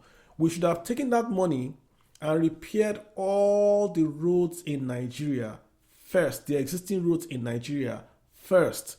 Get growth going. Then we go to the coastal road and start that one. Right now, if you complete that coastal road today and all the feeder roads are bad, you've not achieved anything. That's the problem we are right now. So we are not spending right. The president has stabilized the plane, but the spending is wrong. If you look at the numbers we are sharing, sir, in 2023, we are borrowing 6 trillion. But the cash, where is the money going to? It's not going to capital projects. 2024, we are borrowing 12 trillion. The money is not going to capital projects. We've already shared that it's not going to capital projects. So if we keep on borrowing to consume, and again, imported consumption, it's a big problem. The latest trade report just came out. Nigeria's number one import is what? Nigeria's number one export. What's the number thing we're exporting in Nigeria? Crude oil. What's the number one thing Nigeria is importing today? Crude oil. No typo. Nigeria is exporting crude oil. Nigeria is importing crude oil. Number 1 and 2, exports crude oil, imports crude oil. That's not a country. People will say America also imports crude oil. Yes, they import crude oil to refine and export. Is that why are we importing crude oil when we have refineries here? We have oil wells here. Why is Dangote still importing crude oil? We've lost the advantage of having a Dangote refinery. That's the problem in Nigeria. We have the largest refinery in Lagos, but we're importing crude to power that refinery when we could have simply given the guy crude locally. But we can't give him crude locally because we're at 1.4 million barrels a day. OPEC is 1.5, budget is 2.1. Henry, you see the problem? So we can do PowerPoint from here till next year. The problem in Nigeria is that the numbers are not adding up. I'm asking questions today. You know, Cyrus has given recommendations. Stop the spending. I'm asking questions. We are borrowing 6 trillion, borrowing 12 trillion. We are borrowing more than the incomes we are making. Everybody's fine. Nobody's asking questions. Have you seen this kind of space anywhere else? Have you seen anyone ask these questions before this space? If we don't ask these questions, we have no record. 2015, none. 2025, none. There is no federal government record of what has been earned or spent in 2025. That's appalling, man. Henry, quick one. Your hand is up. You want to say something? Yes, because I wanted to clear my ignorance today. Evening. Thank you for the opportunity. Please, I have 2 more questions. Really quick. Yeah. Since we are discussing money, okay. My first question for this session is, in real terms, in terms of the value, is state government getting more money compared to previous administration? That is my first question for this session. Yes. Quick answer. Yes, they are. Okay. In terms of value. I know what value is, but they're getting more money from the FARC, not federal government. Federal government doesn't give states money. FARC They gives mean that states the money. money they are getting, in terms of the value, the money they are getting in the previous administration, either Goodluck or Buhari, is what they are getting now. In terms of value, in general terms, is more than what they are getting before now. I just want a clear Yes, answer the for states that. are getting more naira revenues from FARC. Yes. Okay. Clear. That have cleared for me today. Then the last question I want to ask is, if, for instance, now, God forbid, Mr. President Bola Tinubu tenure ends today, because there is these things that we do hear from the street, where we from the APC guys that is building our future, is doing this for our future, for our unborn children, and this. What can we point out that he have attained economically, that this is what Nigeria have achieved for his administration? Because since he's building our future, because I see that borrowing is still going on, no infrastructure per se. So what is that thing that is doing for our unborn children? Where's Cyrus? Cyrus has left me. Cyrus has run away to leave me here. Okay, so see, I'm going to get into trouble with this. I'm going to get into trouble. If the president were to leave office today, this second today, he has done more for one state than all of Nigeria. I mean, if you look at the coastal road alone for Lagos State is going to be a force multiplier in terms of wealth generation. You cannot discount that road. That means that if that road is ever built from Lagos to Calabar, it will change the economy of Nigeria. But it's not going to be built in 8 years. All that noise they are making on Twitter, you cannot build that road in 10 years. Why? Because it's building on swamps. It's more of coastal bridges than coastal road. When you get to once you cross Ogun, where there's land, everything is going to be bridge. So you're going to be building bridges from that Ogun state all the way through Bayelsa, all the way to Calabar. It can be built in 8 years. We don't have the money to start with. So we're making too much noise about that road. But if he leaves office today, that's going to be a signature project, but that is only in one state. He had the opportunity, we're looking at his revenues here. He earned 12 trillion. In 2022, Buhari earned 7 trillion. Tinubu earned 12 in 2023. In 2024, he has earned 20. Where has the money gone to? He earned 20, but he borrowed 12. He earned 12, but he borrowed 6. And Buhari did not borrow more than 4 in 2021. Buhari did not borrow. And Buhari released cash backing for his capital project. So Tinubu's agenda is just 2 years in, so you can't compare with Buhari. He's just 2 years in. If next year he gets his tax revenues and he can invest his tax revenues to build out this infrastructure, then he'll be the best Nigerian president ever. But the way we are looking at the numbers, because past is prologue, look at the numbers. His style, he earns more money, then he borrows more money. That's his style. Then he does not release revenues on time. He doesn't release cash backing for his capital project. He's carrying over 2024 project. Now he's carrying over 2025 project. That is Mr. Tinubu. That is what he has done for 2 years has been in office. These are his numbers. So if you think numbers are wrong, if you look at the past, I wouldn't have much confidence. Although he can change, but looking at his numbers, big problem, Henry.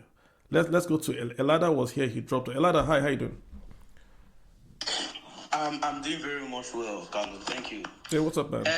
Cyrus has run away, Sha.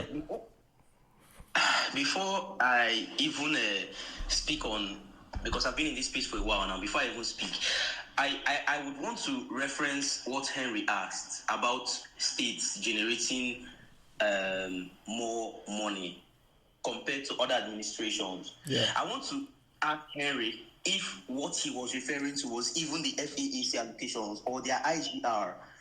Because I think what he was asking for is he was trying to measure whether there has been increased economic activity across the states, this administration, compared to other ones. Well, look at it this way, right? Look at why are we focusing on federal government? You see, if you look at the total allocation of how FARC is shared, states get more than federal government. Also look at VAT. VAT is a state revenue, not a federal revenue. Federal just collects VAT. Federal government share of VAT is about 10 or 15%. VAT goes to the states and local, not federal. So on those 2 points alone, States should get more than federal. How federal gets more money is what they call independent revenues of the federal government of Nigeria that are not based on what states are doing. Because the federal government can borrow, states can really borrow, i.e. borrow internationally. States have to apply to the federal government to borrow internationally. But when they removed subsidy, understand what subsidy is. Subsidy is this: when we imported crude oil, we have to sell at a certain price. And because we sell at a certain price, there is a cost to keep that price at that market price that we're selling. So that then incurred a cost to the NNPC. So when NNPC pays for that cost, they were debiting FARC. So when you hear subsidy of 2 trillion, NNPC would go to FARC, and instead of remitting 2 trillion, NNPC will retain 2 trillion to pay the subsidy cost. So when President Tinubu removed the subsidy regime, what he then did was that he allowed that 2 trillion to flow from the NNPC to FARC. That's why you see FARC doubled when Tinubu became president. He said subsidy is gone on his first day. And then FARC, you look at the month after Tinubu was president, FARC had almost doubled. So all states in Nigeria today are getting almost double what they got because subsidy was removed. But when subsidy has been removed, what has happened? Costs in Nigeria has gone up.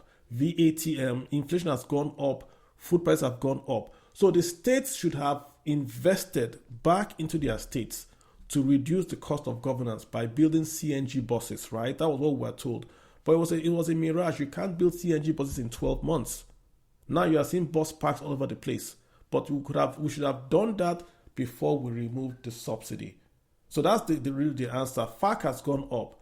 But that means the cost to the Nigerians living in the states has also gone up, and we didn't really cushion that rise, if you get my meaning. Elada, are we still good?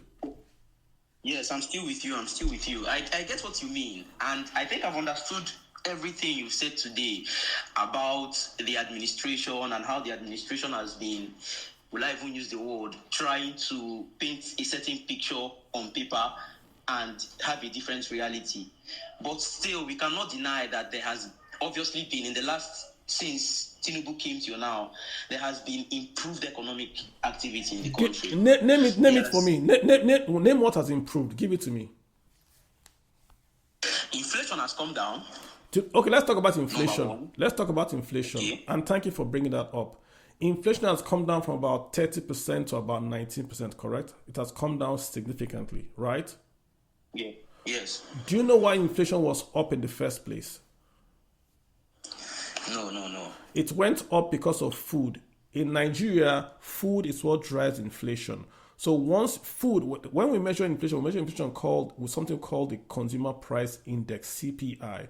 So what it is that we just take a basket, we put things in that basket. We put MTN card, we put bag of rice, we put palm oil, we put cost of bus transport.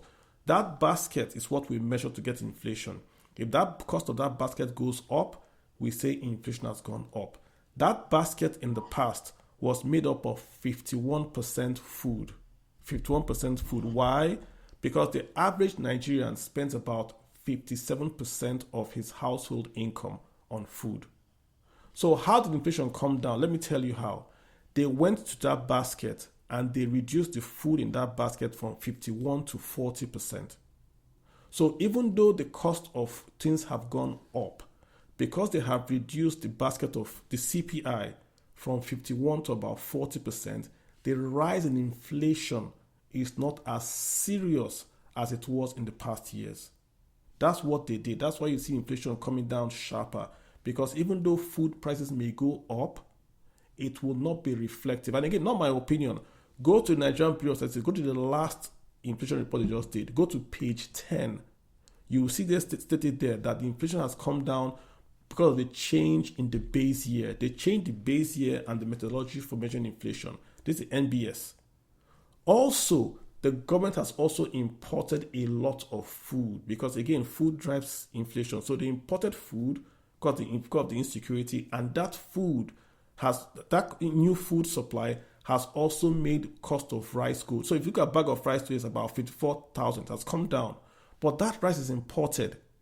No problem with that, but you are killing local farmers. I support that import of food. It has to be done in the short term because the local farmers can simply not go to the farm. They can't. So if you say we want to wait for local farmers, we'll all die of hunger. So food has come in that reduces the price of inflation. That's what's going on. That's what's going on, leader. So the numbers are correct, but if you understand why they are correct, then you then see the cracks in that story. Same with unemployment. Unemployment under Mr. President has come down to 5%. 5%. That means that what they're saying is that if you count 100 able-bodied Nigerians that want to work, only 5 are unemployed. Do you know how they got 5? They simply said if you work for 1 week, for 1 hour in a week, you are employed. So it's a play on the methodology to measure, not a real... Do you get what I'm saying later? It's not an accurate value. The number is correct, but I'm telling you how they got the number. If you say you are before you are counting 51 bags of rice, now you're only going to count 40 bags of rice. Of course, the inflation will come down. But what of core inflation? Inflation that doesn't count food and other food that is affected by why won't you count it when food is 57% of the household income? What else will you count? Will you count MTN card? In my village, they use MTN card. Everybody eats. In America, as we are talking about Americans do core because in America, food is everywhere. So their issue is rent. Their issue is healthcare, but not food. But in Nigeria, our issue is food. So we have to count food. We can't ignore it and say, oh, core, not core. What do you spend money on? You. Dangote, you, me, we all spend money on food. All of us, we all eat. Dangote will still eat 1 plate of food. I'll still eat 1 plate of food. 57%, that's the largest expenditure of a household in Nigeria. How you know a poor country leader is that how much do they spend on food? Americans spend about 10%, we spend about 57% on average. That's how you know a poor country. Look at how much the family spends on food. Make sense? It does. Thank you very much for clearing me. Appreciate you, sir. Appreciate you. Let's get Ijiloke. Ijiloke, am I saying that right? At Pleasure. Yes. Hey, Pleasure, how you doing? Hi, Ijiloke. Hey, what's up, man? I'm good. Good evening. Good evening, sir. I just want you to clarify one issue which you stated. I don't think to me. I just want to clarify. You said that there was no money when Tinubu came. That is why he removed subsidy. My question is, Tinubu removed the subsidy even before he got into Villa. And also, looking at 2015, Buhari made the same statement, there was no money. Tinubu, if you say there was no money, then when we look at what he how will I say, what he's spending money on, like the yacht and all those renovation of VP house, completion of this and this, then where was the money? If there was no money, why did he remove the subsidy even without, he did not have any knowledge of the economy, of how the economy is working before he removed the subsidy. So I just wanted to clarify this, if he actually understand what is going on with economy before he removed the subsidy. Yeah. Thank you. Great question, sir. So let's sort of go back, right? I don't know if you are watching on YouTube. If not, let me try to share this again. I'm going to share this one for you, sir. Just go on my Twitter. I'm going to, just in case you are not here, right? I will share this page, this little, this one again, so you can follow the numbers I'm going to give you. So if you go on Twitter, sir, right? I've just shared this post, just so you can follow me, what I'm doing, what I'm explaining now. If you look at 2020, I've shared you the income, expenditure, deficit, and debt of Nigeria from 2020, 21, 22, 2024, right? When was Buhari president? 2021, 2022. If you notice, look at the income. Look at the income for 2020, 3.9. What's the borrowing? 2. Look at 2021. What's the income? 4.1. What's the borrowing? 4.5. Look at 2022. What's the income? 7.7. What's the debt? 7. You see where I'm going to with this? Buhari was financing the budget with borrowing. This is you can see it here. 2020, 2021, 2022. And this does not include ways and means.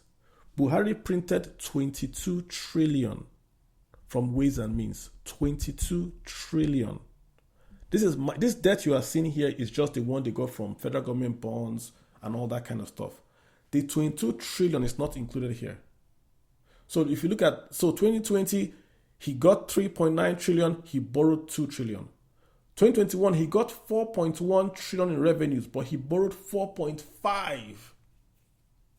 2022, he got 7.7, but he borrowed 7 trillion. So Buhari was running an economy whereby he was giving you cheap fuel and he was giving you cheap dollars, but he was borrowing to do it. Tinubu saw the same figures I'm seeing. He saw the same figures because he became president. He has more advisors than I do. So he basically said, for us to get revenues, we have to remove subsidy on oil and dollar. That's what he did. When he removed whether you agree or not, I'm not talking about the effect of the removal of the subsidy. Once he removed subsidy, look at the numbers in 2023. Income jumped from 7 to 12 trillion.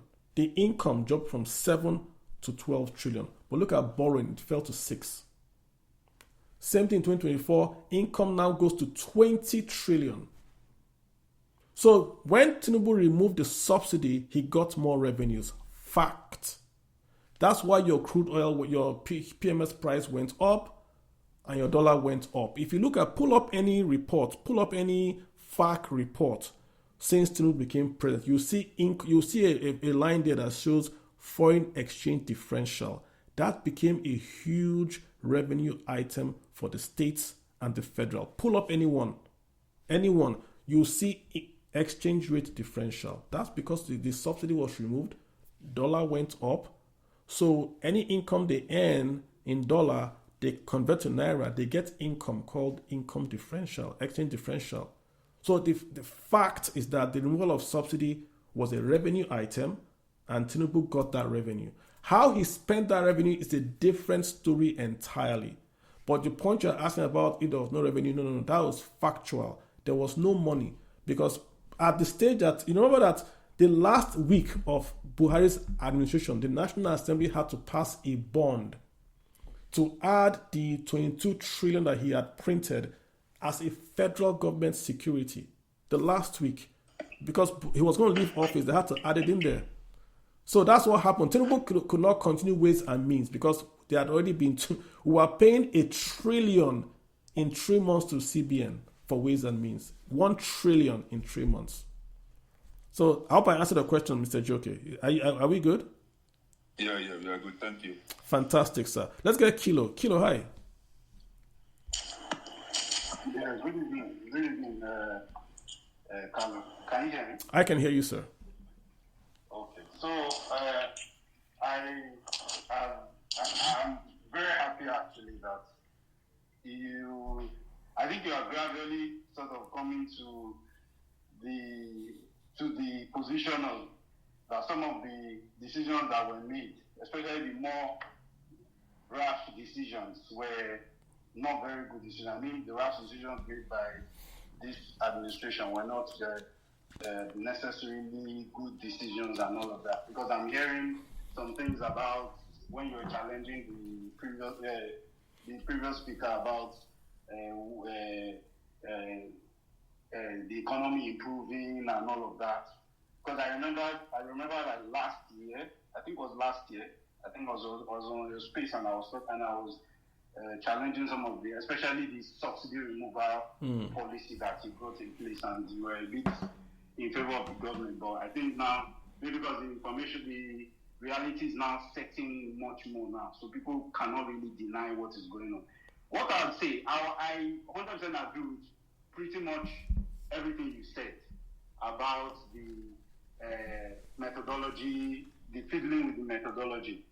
In fact, I would even say that the fiddling with the methodology when it comes to inflation is even worse than what you are saying.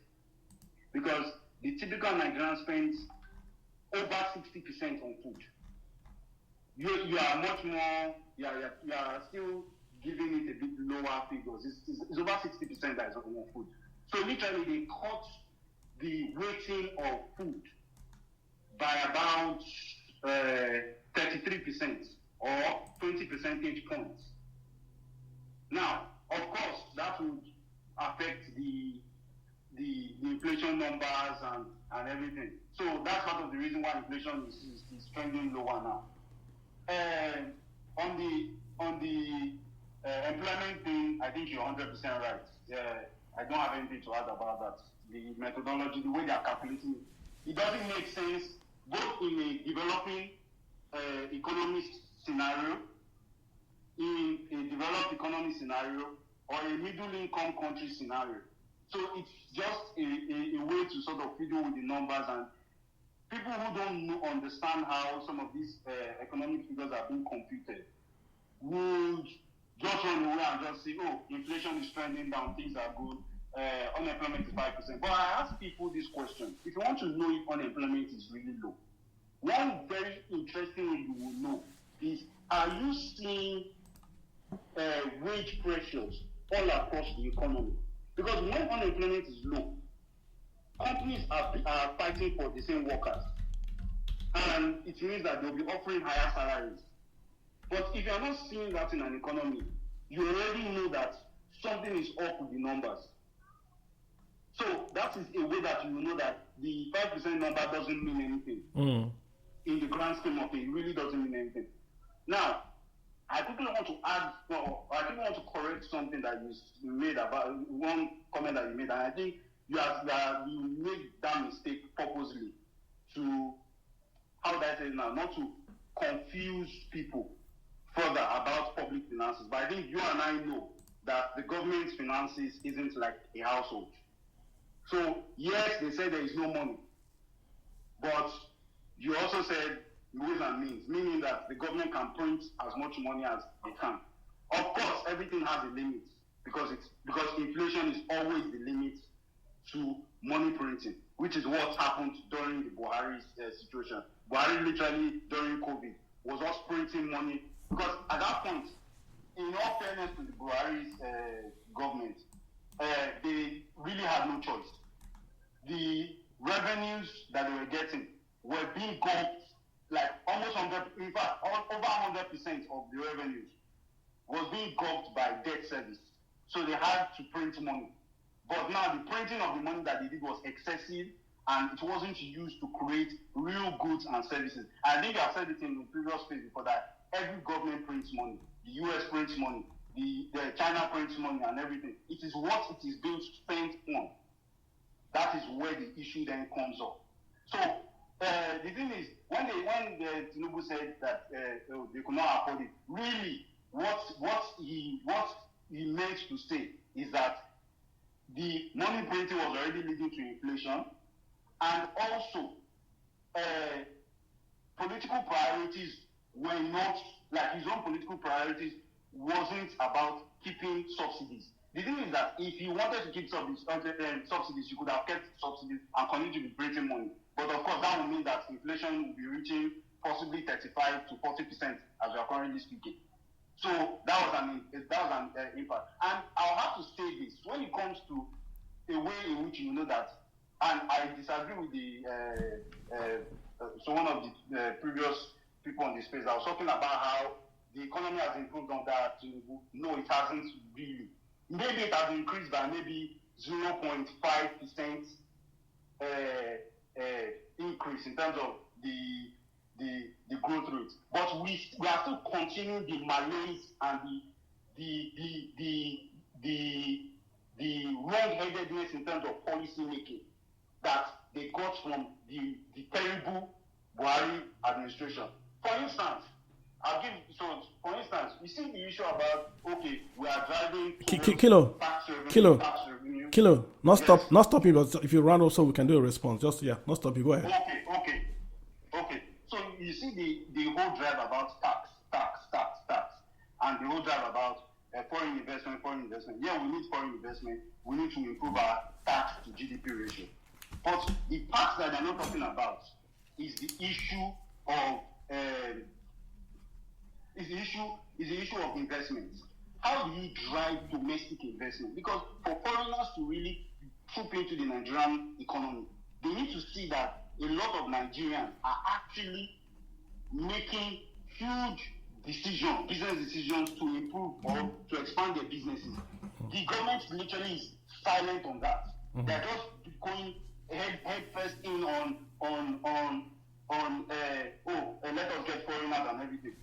One very specific way, because people always say we always criticize the government. One specific way that the government could have driven the growth to faster than they currently are doing is look at the manufacturing sector. The manufacturing sector has been in pretty much a recession over the last 2 years. Since this administration got it has been in a recession. One of the problems they're having is capacity utilization. If the government can bring in policies to encourage businesses to increase their capacity utilization, that will already increase jobs, increase production, increase taxes. Then the issue of the housing deficit that we have in the country, which they are saying is about 25 million units now. If they could bring in policies where we could actually start to chip away at that housing deficit number, you can imagine the millions of jobs that will be created up and down the entire construction value chain, even down to mining. But this whole tax drive and foreigners, the truth is that foreign capital is usually very fickle. It's very quick to run. All right, Kilo. So slow to come in, but quick to run. But they're not doing any of these things, and unfortunately, that is part of what is leading to our growth being 3.7%. Nigeria actually should be growing about 7-8%. I rest my case. Thank you. Very well put, Kilo. I think your case was very, very well put. Let me try to address this issue of subsidy with Mr. Buhari and all that and Tinubu. Let's address this issue of, let's do once and for all subsidy. should we have had a subsidy and all that? So Nigerians also have to take the blame. Let me give you a story, and this will help me explain this subsidy thing and Buhari's mindset. When Buhari went to the Brigade of Guards, right, is the Nigeria's most elite unit in the military. Brigade of Guards. It's our SEAL team. It's the best soldiers Nigeria has. They are the ones that are posted to Abuja. They're the ones that you see that stay behind the villa. Their job is to protect the president. Brigade of Guards. The one that have the red thing with the scorpion. That's their job. Protect the president and the administration. President Buhari went to the dinner of the Brigade of Guards. What did he tell them? He said that when he was the president in 1980, there was a coup against him, and he was removed because they wanted him to remove subsidy on PMS and to float the Naira.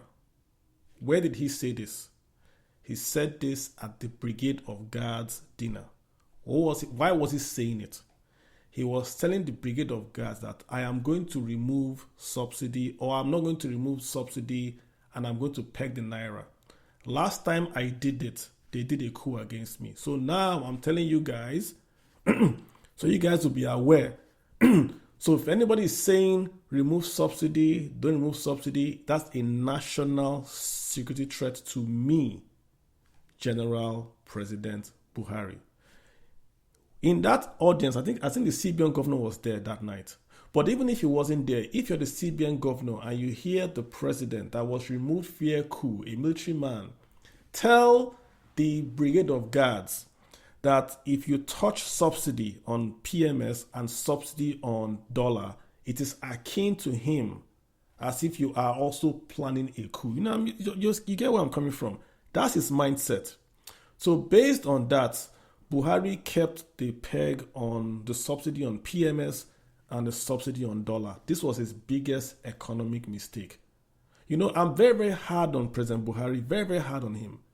But if you go and look at, he passed one policy that we don't talk about that policy too much. That actually changed Nigeria. That was his policy that if you spend money on roads, you can take it from your tax regime.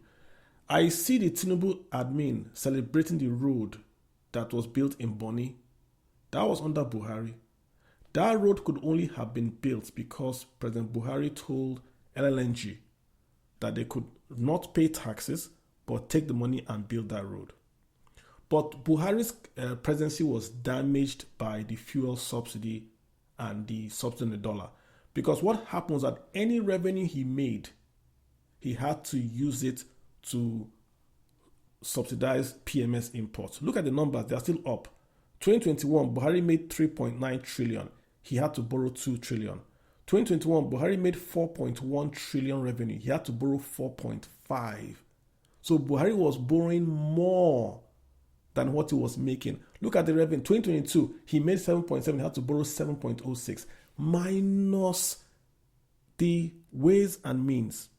So he was now locked into his own promise. That was Buhari, that he could not stop the fuel subsidy, even though it was paying more to subsidy than health, education, and infrastructure combined. He was trapped. And that's why he couldn't do much, Mr. That's why he had to give the private sector tax breaks to do infrastructure. He couldn't do it. He had no money. So when Tinubu came into office, whatever I want to agree, he had no money, because the way the budgets were structured at 2020, any money that came to the government went to PMS subsidy, whether it was fraud or not. That's what was happening. So Tinubu then said, I will remove subsidy. Why did he remove subsidy? So that the budgets do not flow to subsidy. He would have control over the budget. Again, that's what he did. Same with the subsidy on dollar. He took it off so he could raise revenues and decouple the subsidy economy from the real economy. And it worked. If you look at the numbers again, in 2023, revenues jumped from 7 to 12. 2024, revenues jumped to 20. Let me give you a stat.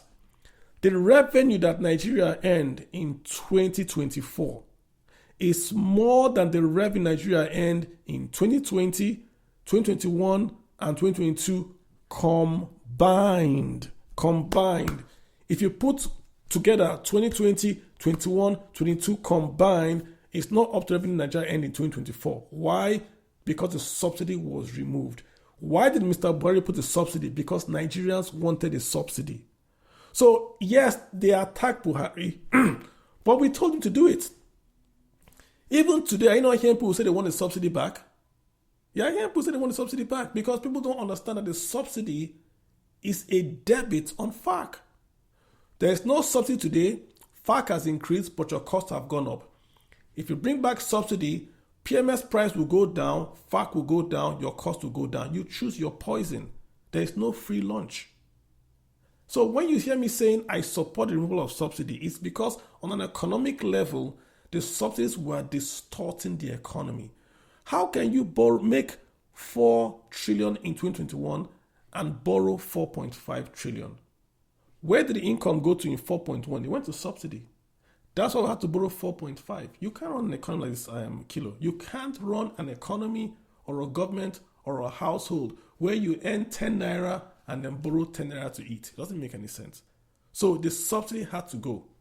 The question is now, what have we done with the extra revenues? That's the problem we have in Nigeria today. This 20 trillion we earned in 2024, where did it go to? That's the question. Why are we carrying over budget from 2023 to 24 to 25? In 2025, we're going to have the 2024 budget and supplementary, and we would have at least one element of 2023, and in 2025, all the budget. Why? It doesn't make any sense, because I've showed you the reason why. All the money we are earning today under Tinubu is going to debt servicing and recurrent. It's not going to capital. I've showed you the numbers to you. They are announcing huge capital projects, but no cash backing for the capital projects. So they then have to take the money from the capital project to service debt and to pay salaries. It's not my numbers. Federal government's own numbers. That's it, Kilo. So whatever we argue, Tinubu had to get money to run his own government. He can't go to ways and means anymore. He couldn't. And every other point you made that I totally agree with. We've got to get more productive with where we're spending money. East-West Road, Coastal Road is very, very good. But you cannot build Coastal Road when the road that takes yams from Benue to Lagos is bad. It makes no sense. Why are you building a brand new road when the existing road from Kebbi to Lagos that brings rice, Kebbi rice, is bad? You are building brand new airports in Lagos when the ports, the inner ports, the roads, the airports are all decayed. Look at today, we're all screaming. Aircraft tickets are 500,000. Why are they 500,000? There are no planes in the country. We could have taken that money to back up new importation of planes. We didn't. So, Kilo, totally agree. I also want to explain why subsidy had to go. We can, maybe in the next 5 years, to bring it back. But for now, we can't afford subsidy, Kilo. That's just the honest truth. Let's get Ishak M.O. Ishak M.O. Kilo, I appreciate those comments. Thank you so much. Ishak M.O. is not ready. Let's get the real Guru NG. The real Guru NG. Yeah, hello, Carlo. How you doing, sir? Today. I'm good, and you?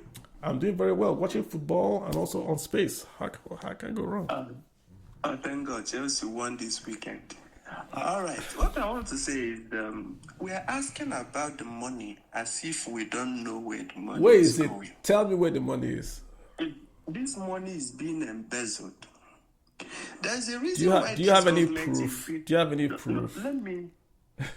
Now, for instance, I used to tell people this is how. I remember when the governor of Enugu State assumed office and he started all these smart schools and those big capital projects. I told somebody that if you see somebody that really wants to serve the people, he will identify the core need, the immediate needs of the people and address them rather than what they don't need. So why do you build smart schools when already existing schools are dilapidated? They know what they're doing. These projects give them the opportunity to steal as much money as possible. I don't know, maybe you can look at the Ministry of Works budget and some of their portfolios online, ongoing projects. You will see the high level of haphazardness of projects that these people are doing. There is no coordination. Lagos-Ibadan Expressway, Lagos-Benin Asaba Onitsha Expressway, East-West Road. These are key roads, the Kebbi Road and the rest of them. These are key roads. Now, if you really want to grow the economy, you will first of all identify these roads, work on them, put them in a scale of, there's something we call opportunity cost in economics. Which one comes first? Scale of preference. Because this is going to serve us better than this. Let's leave. Yeah. Now, what's happening in Nigeria is a situation where they will take something here, a part of this road, and go to Sokoto and take a part of the other road. They know very well that they are not willing to connect it because they can't even connect it with that level of haphazardness. Now, they are stealing as much money as possible from those. I hear you. So you see, the corruption in Nigeria has been there since 1960, and I can't prove corruption, but I can prove maladministration. And you are touching on something. What are the two projects that Tinubu is doing that we know for roads? It's the coastal road, then he's doing a Sokoto to Badagry road. Those two in America, in America, we call those two projects boondongles. Oh, good. Which means they are bridges to nowhere. They are good projects, but they are projects to excite the base, to give the base something to talk about. How can you say that the existing road from Sokoto, can you go from Sokoto to Abuja in how many hours? Oh. But you want to build a new quote-unquote, according to the Minister of Works, supersonic highway from Borno to Badagry. How long will that take? Will it take 8 years? Will it take 4 years? We don't know. But the existing roads that farmers in rural areas get food from the towns out to the villages in Borno that then feed people in Lagos, in Port Harcourt are bad. The airports are bad. The rails are bad. This is exactly what I'm telling you. Yeah, but I agree with you. What is the essence of doing those things? The essence is that they are very capital intensive. The essence can use the opportunity to steal. I hear you, but when we stay stealing, this is not that kind of space. Stealing is what everybody. There's corruption. I get you. I'm not saying there's no stealing. I'm saying I want to go beyond the stealing part. Ajaokuta did not fail because of corruption. Ajaokuta did not fail because they stole a kobo. It failed because of project management. Let me give you an example today. All the railway lines we have in Nigeria today were built by the British. The lines were built by the British. The only line the British did not build was the one from Abuja to Kaduna. And the one, I think, from Itakbe to Warri. That was built under IBB, not Buhari, IBB. When I was going to university, I saw that rail running. People think it was built by... No. Okay, so the British were here when were the British in Nigeria? From 1900. The British built Lagos to Kano, then to Birnin Kebbi. The British. The British also built Port Harcourt to Borno. The British. Nigeria has not done anything. Nigeria has no horizontal railway lines. You cannot go from Lagos to Calabar or Lagos to Benin or Lagos to Onitsha by rail. If you want to go from Port Harcourt, or even connecting the if you want to go from Port Harcourt to Lagos, you have to go from Port Harcourt to Kaduna, then Kaduna to Lagos. If you are a Nigerian, you will then understand that all you have to do to boost trade is to just build railway lines across Nigeria so that the yams in Benue can come to Lagos via a horizontal railway, so that the imports, the Benue mangoes, can be moved by rail again back to Lagos and all that. But we haven't done anything. There is we are building a railway line from Kano to Kaduna, I believe it's to Maradi. So from Nigeria to Niger Republic, it's the railway line, beautiful railway line. It's a standard gauge line. So to go from Kano through Kaduna, I believe it's going to go to the border of Niger, Maradi. That line is a standard gauge line. But from Kaduna to Lagos, from Kaduna to Port Harcourt is a narrow gauge line. So essentially what Nigeria is doing, that rail that's going to be from Kano to Maradi is not connected to Nigerian Railway. It's not corruption. The rail is being built. It's not corruption. But it's not going to work because you can't move goods from Kano to Lagos on that rail line because the rail tracks are different. So when we say stealing, is corrupt. When you say corruption, it's like they stole the money. They stole money, yes, but the project, the maladministration, is more of a bigger problem than the corruption. Why is it that NNPC is not working? Is it? It's because it's owned by the federal government of Nigeria. NLLG works. Liquefied natural gas works because Nigerian government is not there. We are only there as 49. Over 80% of Aramco and is working. No, but Aramco runs it. They don't run it. That's the difference. Who runs Aramco? The Oyibos. Saudi owns it. Oyibos run it. Look at Dubai. Who runs Dubai? Oyibos. Who owns it? Dubai. It's a difference in management.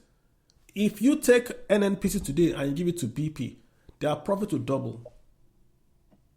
Same company, their profit will double. The guys, I'm not saying they are bad managers, but they are working under the influence of the federal government. The federal government will say do this, they have to do it. You can't say no. But if it's a private company, you can't go and tell them to do this. You can't go and tell Dangote to buy you military jets and he will buy it for you because he has a board to answer to. But you can go to NNPC and say, NNPC, buy us jets. They have to buy those jets, even if they're limited. So it's a problem. So again, it's corruption. If we say corruption, it's very, very, corruption is a very, very quote-unquote lazy word. Oh, it's corruption. It's maladministration where we are. See, again, this coastal road we're talking about, people go and say, oh, they're doing a good job. In economics, there's what we call scale of preference. Scale of preference.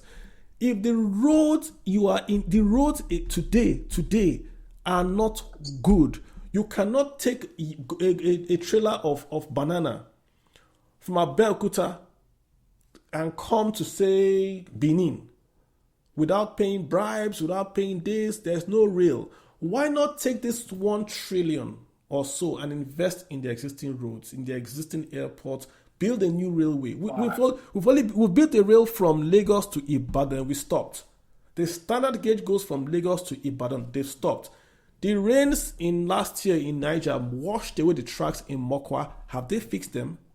So we can't go by. This is the year 2025. Nigeria, you can't go take a container from Apapa Port to Kano or Kaduna And then so what are we talking about now? If you can't do simple connecting the rails, what the heck is Coastal Road? That's the productivity we are missing. What is the if you come to let's use football terms. Let's say you are Burnley, and the owner of Burnley suddenly gets $1 billion. Then you now say, okay, Burnley, what we're going to do today? We're going to go and buy Messi. We're going to buy Messi for 500 million out of that 1 billion. You've not built a stadium to bring in new supporters. You haven't done TV rights. You just want to go and buy Messi. Okay, who Messi play? Messi play with the existing Burnley team. How can Messi play with the existing Burnley? You have a new keeper, no attacker, no winger to support Messi. Yeah. You just buy Messi, put Messi, and say, Messi, win us Champions League. It's not going to be possible. You don't have a new gym. You don't have a new physio. You don't have a new nothing. No, just the same. Just carry Messi to Eyimba and say, okay, Messi's in Eyimba. Eyimba, go and win African Champions League. It's not going to, people will laugh at you. People say, oh, you are stupid. How can you take Messi to Eyimba? But that's exactly what you're doing today. That's exactly what you are doing today. You have east to west express road. You abandoned it. East to west railway. You abandoned it. Then you went and built a brand new tier rubber road from Lagos to Calabar that is on the coast. Now it's moving away from the coast into land because they've now seen that they cannot build on the swamps. When you raise this issue, they tell you, no, go back to Anambra. It's your country too. It's your country too. I'm just saying. I want you to understand that they're doing this thing intentionally. Yes, but in order to steal as much money as possible. And now see what is happening. It's coming down to the states. The state governors are getting a lot of money, but rather than invest in key. Now, when you go to Abia State, I will continue to use Abia as an example. The man came in and understood. He understood the immediate need of the state. We really need to fix road because a lot of trade are going on here, a lot of businesses. We need to open up. This state is ready. And he started it and he fixed it. And look at what he's doing with power and a whole lot of other things. In Anambra State, the governor is getting more revenues, but he's using it to build entire roads in his local government to prove to people that he's building roads that lead to nowhere, rather than opening up those roads that will help to bring food from the agricultural areas into the city. They are not part of his local government. He's busy. Let me just say something. Mr. Soludo is the reason why, if you are educated in Nigeria, it will be difficult for you to win elections, especially in Anambra State going forward.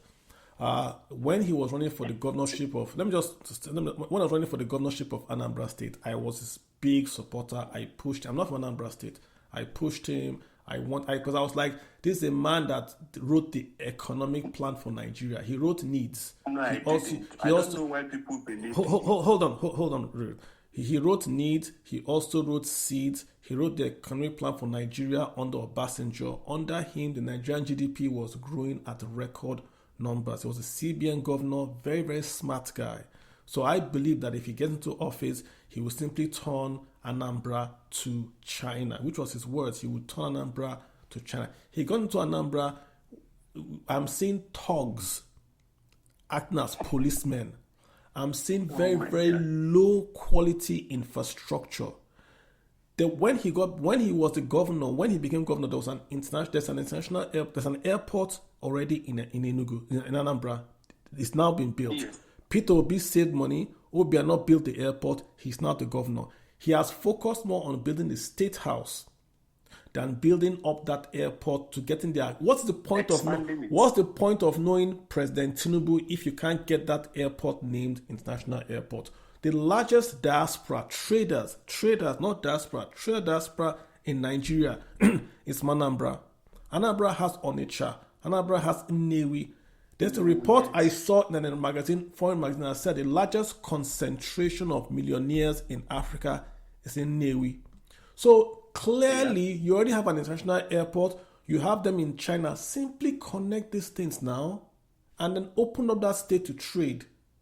But no, he's No, you people overestimated him. no, but I don't want to talk about. I judge know what. people based on three things: Real. experience, Real. Let's go. antecedents, Okay, that's fine. But I just want to and move. the exposure.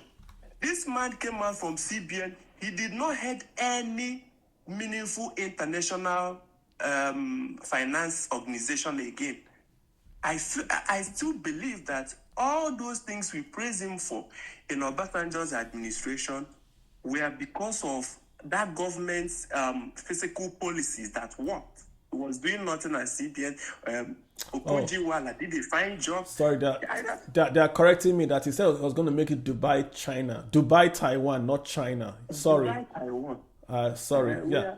Okay. We've not even gotten to the level of. Okay, so let's move on. Let's get others to speak. I want to get others to speak. So I mean, with the point I'm making is that there's corruption, but I think Nigeria's problem is maladministration. Again, let me quote again for you. Ajaokuta did not fail because of corruption. He didn't.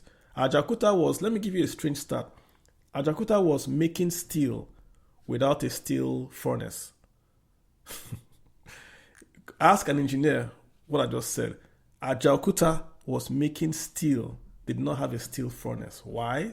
It's a long story, but just tell you how Nigeria operates. It's a mess. All right, let's get Oxley Tech. Oxley, how you doing? Oxley, can you speak this week? Last week you couldn't speak. Oxley Tech, can you speak? Yes. Fantastic. Yes. Can you hear me? I can.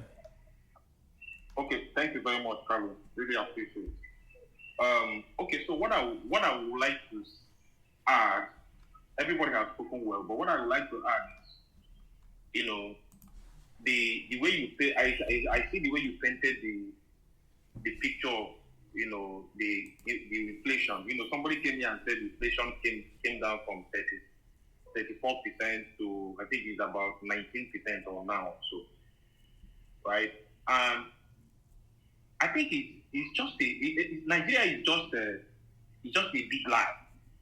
This administration only what they are interested in is what makes them look good. They can do anything to make sure that they look good. They can manipulate figures. They can change things. You mentioned that the basket of inflation, the food component of it was reduced from 55% to around 40% or less.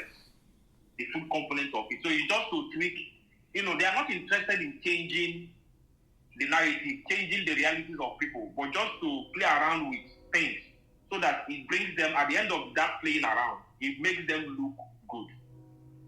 So what is the point of reducing the component of the food in the basket? Because you know that the inflation is driven largely by the food. So if you go inside the basket and manipulate the food and reduce, the impact of the food component in that basket, the inflation will drop. Then you change the base here, and which is what the rebasing that everybody is talking about. And why was those rebasing done? It's not to change the realities of people's pockets. The realities in the people's pockets in terms of their purchasing power has not changed one bit. It hasn't changed one bit. But what has changed is the way the hallelujah boys, the way they portray the government. Oh, the inflation has come down. If you hear somebody, if you live in the United States or if you live in the UK or Canada, and you hear that inflation within a space of 1 year, this manipulation happened in 1 year. It didn't start from 2023. This manipulation started almost 1 year, from 30% to 19%. Where does inflation drop that rapidly? Nigerians don't ask questions. Where in the world will you drop inflation from 32% to almost 18% in 12-13 months? It just tells you that the kind of person Bola Tinubu is. Yeah, that's not. Bola Tinubu is not interested in governance. Bola Tinubu is interested in politics. I know, but politics give it to him. Governance and economy, zero. So it doesn't make any sense. Now you right. Well, it is only right that somebody can say, okay, rice has dropped. Remember, rice was being sold at 120,000 like a year and a half ago. is now maybe 50-something thousand or 60,000. Why? There is importation. Am I supporting it? No, I'm not supporting it. Whatever you need to do to bring the price of rice, bring it down. But what is the opportunity cost? The opportunity cost that is that you have put farmers in Kano, in KB, in a very bad place.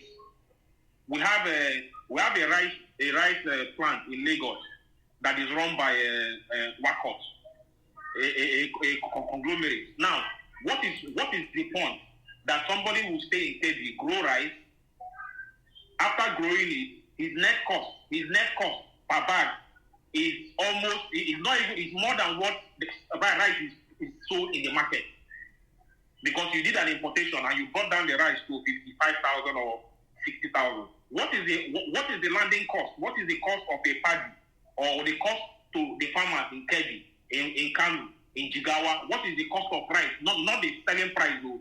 Their cost of production of rice in their own farms. You have no consideration for them. So people will bring out rice paddy in Kebbi. The rice paddy will just start there and get wasted, or you go and sell below your cost price because the country has been opened up to importation. Yes, it doesn't concern somebody that is living in Lagos. There's an importation, rice is being sold 55,000. It's okay for somebody that is living in Lagos, somebody that is living in Lagos, Port Harcourt, and the city. It's okay for them because you can buy rice cheaper. But what of the man that is producing that rice? How have you changed his narrative? How have you affected the people that are doing farming? It means that they should abandon their farms. Because people in Lagos, people in Onitsha, and people in Port Harcourt want to get rice at 50,000. What of the people that their life is about rice farming? Did you consider them? How did you consider them in that whole process of wanting to bring the price of rice? It's okay. So that's the point. The point I'm trying to make is that this government is all about let's look good. Let the numbers show that we are doing well. But at the end of the day, the realities of people did not change. Apart from rice and maybe a few other food items, the prices of things, which is what Carlo is talking about, the prices of most other things have not changed. People that are living in Nigeria will tell you the prices of most other things, services, most other things that Nigeria are confronted with every day has not really changed. Apart from rice, or maybe rice, beans, and one other few items that that the government opened the borders for. So where is the inflation? How is inflation? Because what they are targeting is to bring this inflation down to almost 12%. Because once they bring it down to like 12% manipulatively, what it will now mean is that, okay, yes, the economy is experiencing a real growth. Because I read somewhere that once the inflation comes down to below 12%, then you can make a case that the economy is actually growing in the real terms of it. That is their target. And they will, within the next quarter, they will achieve it. Watch, this 18%, from 18% it will drop to 15%. Because it has been dropping 3% every quarter. 3% or more every quarter. In which country that inflation dropped 3 or 4% per quarter? I don't know for such country. Okay. It's only in Nigeria that it happens, and it's a big lie. Okay, so that's where I will rest my case. I will say the biggest red flag on the inflation is that the Central Bank of Nigeria is not reducing the monetary policy rate. If inflation is falling, then the monetary policy rate should also fall. What I'm saying is this: why do you? Hello, Kakalu. Yeah, I'm so sorry. Can you hear me? Yes, the biggest red flag for the inflation is this: if the inflation is falling, then the monetary policy rate should also fall. Because what happens is when there's high inflation in the economy, the central bank would raise interest rates to fight inflation. So when inflation is going down, the central bank should also reduce the monetary policy rate, right? And if they reduce the monetary policy... So when they reduce the monetary policy rate, it will allow SMEs to borrow money cheaper. If you want to borrow money from a bank today, you're going to pay 25 to 30%. Nobody can borrow at that rate. So if inflation rate is down to 19, MPR should also come down. And that's how you reflate the economy. And that's the problem in the economy, that rates are just too high. SMEs can't borrow, so SMEs can't hire, and nobody can consume. That's the Yeah, problem. rates are high, yet inflation is coming down by 3% every quarter. Perfect. All right, let's get Afunwa 3, Okonkwo, Mr. Afunwa Okonkwo to speak. And how long have we spent here? My co-host Cyrus, they're asking you to come back. Akuma, how you doing? Hello. Hey, how you doing, sir? I'm fine. Good evening. Can you hear me? I can hear you loud and clear. Please go ahead. Yeah.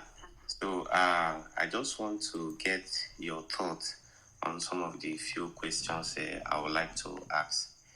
So with respect to the things you said earlier regarding the 2024 budget that is currently still running, yeah? Uh-huh. And the 2025 budget is still running. Yeah.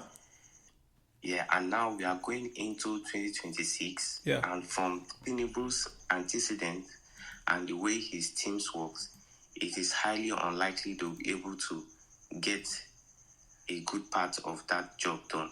So, like, what do you think will be the long-term effect, looking, let's say, from now to the next 8 years, where this guy is carrying over budget from 2024 into 2025 into 2026. So by next year, in the space of 12 months, we'll be discussing 3 separate budgets.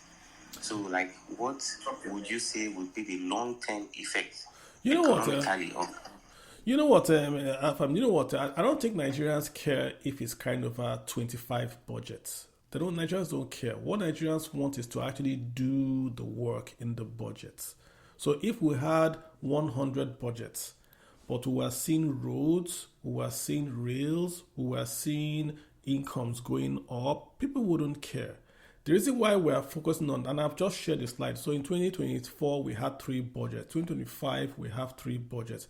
2026, we're clearly going to have 3 or 4 budgets. It's because if you then look at the numbers, nothing is happening. Again, let me share the slide. If you're on YouTube, you'll see it better. I'm going to go back and share the slide on what has been released. I'm not sure you were here. In 2021, Buhari had a capital budget of 3.9 trillion. How much did Buhari release? Buhari released 3 trillion, nearly 100%. In 2022, we had a 6.2 trillion capital budget. How much did Buhari release? 7 trillion. 2 trillion. But when you now just go to now 2024, let's go to the 2 years under Buhari, the 2 years under President Tinubu. We have a capital budget in 2023 of 7.9 trillion. How much was released? Only 3.6 trillion. Same thing in 2024. Capital budget of 13 trillion. How much was released? Only 6 trillion. That's the problem.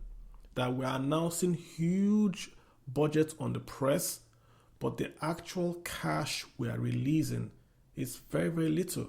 And what makes it worse is this. When we release this $6 trillion cash, we borrow. So look at 2024. We announced a capital budget of 13 trillion. Based on that 13 trillion, we went and borrowed 12 trillion. But how much cash did we give to capital project? Only 6. So where's the other money? We borrowed 12. The budget was 13. Why are we only releasing 6? So your question is very, very direct. The long-term effect is that we're going to have a huge amount of debt that any other president would have to keep on paying. In 2025, Nigeria cleared all our foreign debt. 2025, the bulk of the foreign debt was gone. Now we're back to having huge debt. If oil price goes to $30 a barrel, we're going to go into a debt trap. NNPC has sold crude oil into the future, collected money today, and is now spending money today. So if oil prices go down, NNPC is also in trouble. So where are you going to get your savior from?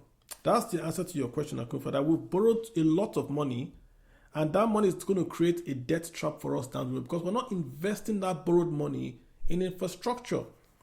13 trillion budget, only 6 trillion released in 2024. 2023, 7 trillion budget, only 3 trillion released. So that's the answer to you. I'm not sure if you are satisfied with that. Yeah, I'm very satisfied with that. Thank you for that clarification. And one last question, please, if I may. Sure. Okay, so the previous speakers and also you also spoke about how the government was trying to reduce the cost of food practically, because the average Nigerian spends more than 50% of his household income on food by importing food stock. So my question to you is, what or how, if the government could have taken the money they would have used to import and then, paid or bought from those that are producing those food items locally, what would have been the ripple effect of that, instead of taking that money and going to maybe Malaysia or India or Thailand to get those household food that is majorly consumed? What would have been the ripple effect of the government taking that money and buying from your own local people? Even though I would assume it would be a little bit more costly, but then, wouldn't it have been better that they did that? No, they're importing because there's no local produce.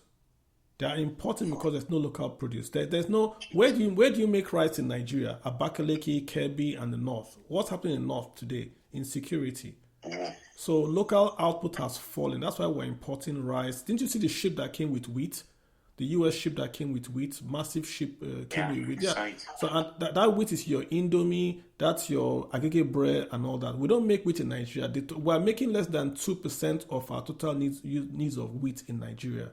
So we have to import. When Jimmy Carter came to Nigeria in the 1970s, Nigeria wasn't eating that much bread or Indomie. Jimmy Carter came, they gave us wheat. Nigerians loved wheat. Now we eat biscuits, we eat bread, we eat Indomie. We are now wheat buyers. I think Nigeria is the top 3 importers of American wheat. So that's a big problem, that we're not growing our food. And the problem with Nigeria's food is not that we're not growing enough harvest. It's the post-production, the storage, the keeping it after the harvest season. That's where the problem really is in Nigeria. We don't have a value chain. Nigeria has no cold chain. None. Whole Nigeria, no cold chain, but we're buying jets and building coastal road. We have a cold chain.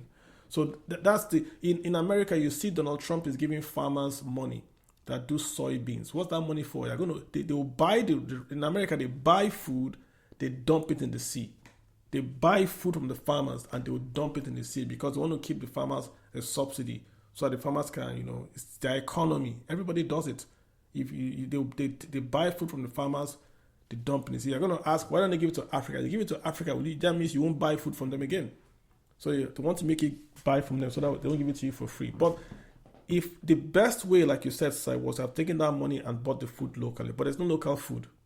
There's no local food, so we have to import the food from Thailand, from China. There's a massive rice mill in Lagos, Immortal Rice Mill. I think it's the largest in Africa. Does it have rice paddy? It doesn't have rice paddy because rice paddy comes from the north. But we have, anything largest in the world is Nigeria. Largest refinery is here. Largest rice refinery is here. We have, I think, one in Nasarawa. We have one in Lagos, but there's no rice paddy. Again, it's back to the project money I'm talking about. Nigeria can't do large projects. We can't do project management. We can't. We have the money, but we don't know how to look at an economy and say, this is all connected. Let's do this one first. Do you know why we can't do it? No, we can't do it because we have a 4-year mindset. We want to get through elections. So Tinubu is not a dumb person. Tinubu knows project management, but he's building that road. So the road is not. It's already commissioned Lagos part of the road. It's commissioned. They did a commission for Lagos part, a Lagos to Calabar road, but you commissioned Lagos.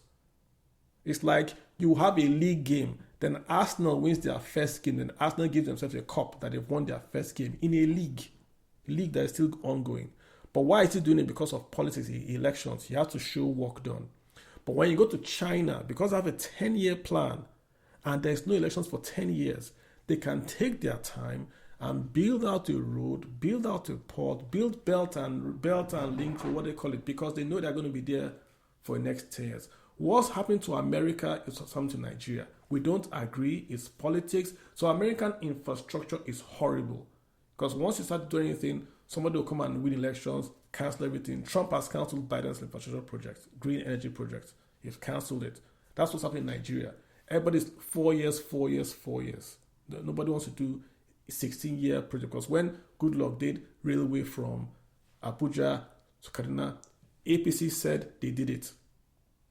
So nobody wants to do any railway or any road that they will not commission in their tenure. I'm just being real. It's a big problem.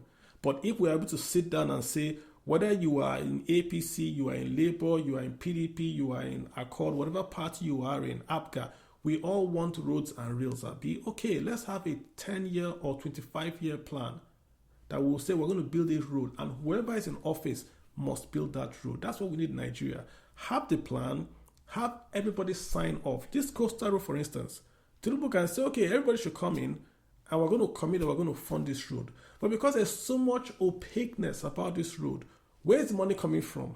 It's being built by a company that is owned in part by associates of the president. Look at this week. We just heard they're going to invest $130 million in building a Bank of Industry headquarters in Eco Atlantic. Is that an important project? No. They have a BOI project in Abuja, 2 towers in Abuja. They have one in Lagos. Why are you taking scarce money to invest in a new BOI head office in Atlanta? What is the need for that? No need. That money could have even gone even to the coastal road itself. No, but they want to build a new BOI. That's the point. Maladministration. Not maladministration. There's a big problem in Nigeria. Baba Aduke, how you doing? Welcome to the party, sir. Guys, we got about 20 minutes to go. That we'll call today. About 20 minutes to go. Baba, how you doing? What's up? Hi, Carlo. I'm good. What's up, man? Interesting conversation. I can tell Nigerians are always very passionate, and as much as we try to keep the conversation on, economics and everything, it keeps diving into politics and everything. I understand it's frustrating. And when I make comments, I try to be as apolitical as possible, right? I'm hearing a lot of what people are saying, and I'm learning a lot. What I want to contribute is that I think one of the things we don't fully appreciate about the Nigerian economy is how difficult a position we've been in. And whether we like the current administration or not, I'm not speaking for the current administration. I'm just saying whether we like it or not, they're in a very difficult position. Because Nigeria is very under-leveraged. And what that means is that we do not have... there's very low trust in our institutions. Our capital markets are very shallow. And what that means is that we can't borrow, or we have to rely on cash at hand. So it's like somebody living in North America. I know you live in the US, Carlo. So it's like living in the US without a credit card. And you have to depend on every single cash that comes your way to do everything you want to do. It can be difficult, right? Nigeria can't borrow money cheaply. It's very, very expensive. Of course, that's why we are turning to the east. We are looking at China and all of that. And so it's almost impossible to get anything done if that is the state but I don't think that's correct. Nigeria is actually borrowing a lot of money. We are borrowing a lot of money from China, a whole lot from China. China is building all the airports that we were building. China gave us the money, $500 million. The Lagos, Enugu, Kano. China also built most of the railways, the infrastructure, the telecom. Why did China stop giving Nigeria loans? Because Nigeria went to China to build a pipeline and we inflated the cost. They got angry and they kicked us out. That's what happened. The railways were built by China, right? But they got angry with the cost. So we did it ourselves. And again, if you look at this, I'm sharing this slide on YouTube, and also I've said this slide again. We've been borrowing ever since 2020. I see the amount of money that Tinubu has borrowed in 2024, right, is more than if you combine the 2022, 2021, and 2020 borrowing combined. 7, 8, 9, 10, 11, 12, 13, about the same. So we're borrowing a lot. It's costly, but we're borrowing a lot. Again, there is nothing wrong with borrowing. But where is the money going to, Aduke? I mean, if you've been on the space, I've shared where the money is going to. Where is the money going to? The money is not going to CapEx. The money is going to recurrent expenditures and debt servicing, not debt payoff. And so you Debt said servicing. but you said it yourself now that the money we are borrowing is expensive. So of course the money is going to go back into servicing the debt. Why is it expensive? Why is it expensive? Because our capital markets are not deep and nobody trusts our institutions. No, it's expensive because the macroeconomic variables have been run aground. Rwanda is also expensive, but they have a better macro. It's like with this. We created a bad house. Then we want people to give us good carpeting for the house. We created the macroeconomic conditions that made us not to borrow cheaper. Let me give you a clear example, sir. If Tinubu's administration, right, and again, when I mean Tinubu, I don't want to go I'm attacking the guy.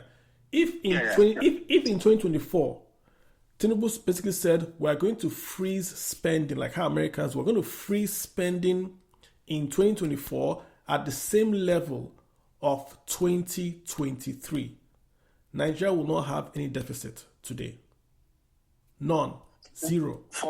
For political reasons, again, I am not a Tinubu. I hear you. I hear you, and that's the point. But politically that won't happen. But so I hear exactly. So we are the ones spending. So we can't. When you have a deficit, your costs go up.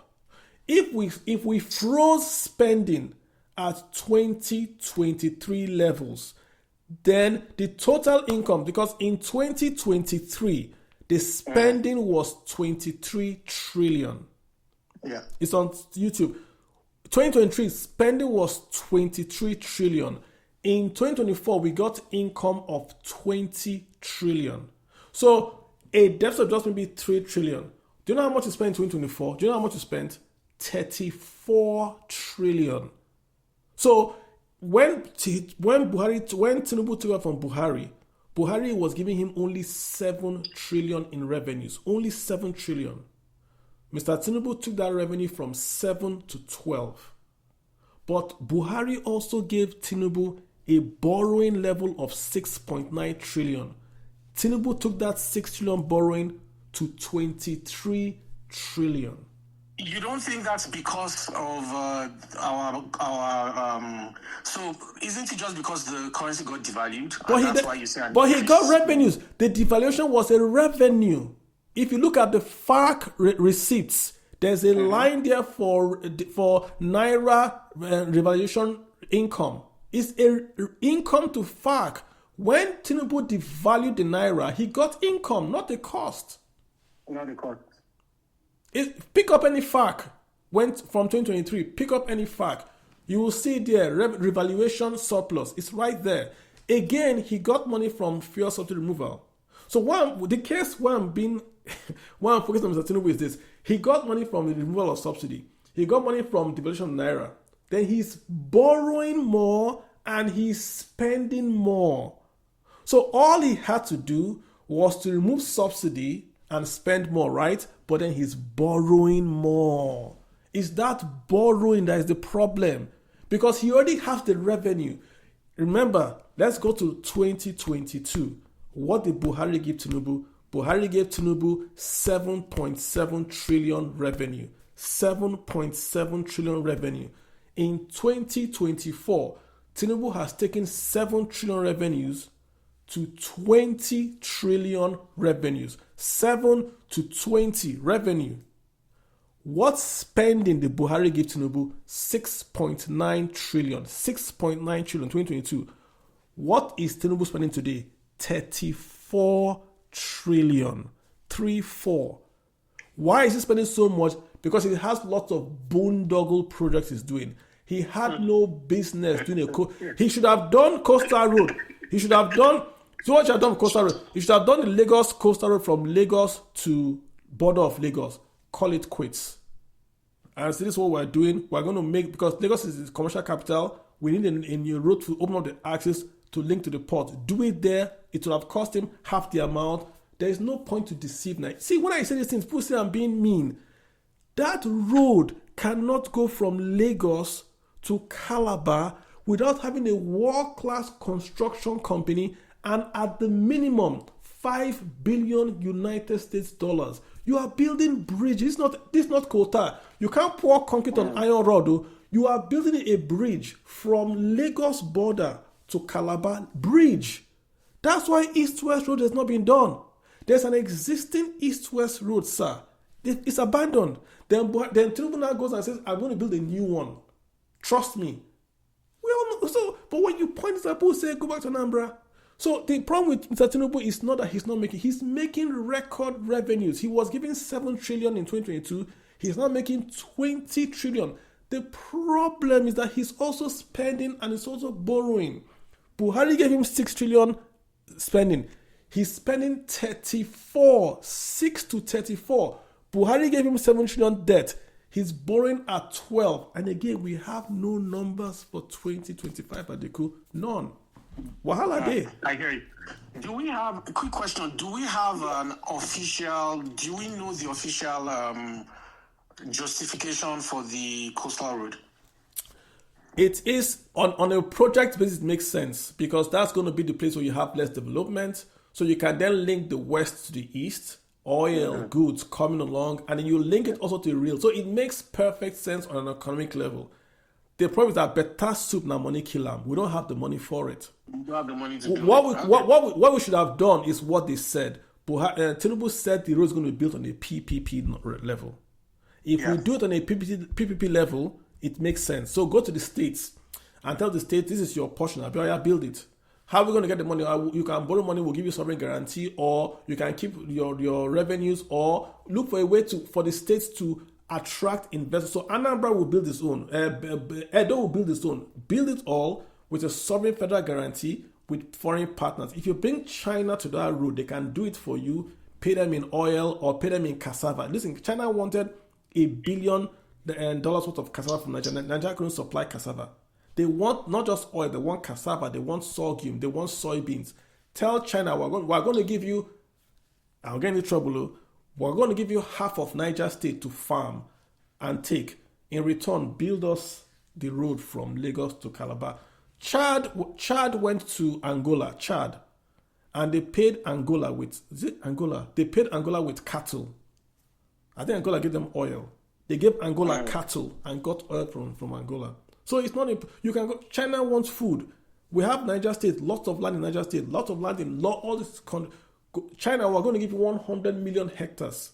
Farm it, export the goods duty free. In return, build us a road from Lagos to Calabar. But Nigerian government has no money for that road. They borrowed money from Deutsche Bank as their counterpart funding. Mr. Chaguri is supposed to bring the other money. Do you think Mr. Chaguri has the money to build an express route from Lagos to Calabar? Does anybody believe Mr. Chaguri, if he had that money, will invest that money to build from Lagos to Calabar? Is anybody here making that argument that Chaguri would do that? He loves Nigeria as a Nigerian, but he would do that? Why? He will only do it if he has a federal guarantee. So, facts are not emotional. I posted on Twitter, it will stop in Lagos. People are just saying they want to bet with me. Let's be watching. Lagos, Yeah, time will tell. Time will tell. I think the conclusion from what I'm hearing you say, the conclusion is that we are making more money, we are making more revenue, we are borrowing a lot more. However, the money we are borrowing, we don't know what it is being used for. It's being used for debt servicing and expenditure. I posted it there on Twitter. It's being used to service the debt. If you're on YouTube, you can see it right now. It's being used to service the debt. It's right here to service the debt. And also to pay for salaries. It's right there. We know where it's. I'm asking a question rhetorically. I know where the money is going to. Money is not being stolen. See, Mr. Tinubu's issue is this. He has to cut down on his ambitious projects. Like it or not, guys, sorry, I entered trouble. Sorry. We do not need, nor can we afford, a supersonic highway from Sokoto to Badagry. We can't afford it. We also isn't infrastructure the only building infrastructure? We can't afford it. Building infrastructure, Kali. Ola, I want a Rolls Royce. I want a Rolls Royce, Ola. But if that Rolls Royce is going to be used for Uber, but I want a Rolls Royce. No, I want a Rolls Royce. I want you to answer me. I want a Rolls Royce. Answer me. I want a Rolls Royce. Answer me.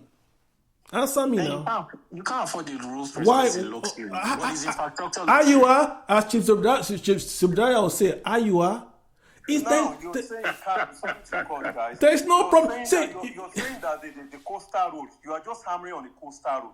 Like you said, it stops at Lagos State, I didn't say it stops at Lagos State. We are talking today. I didn't say. Ogun border. Ola.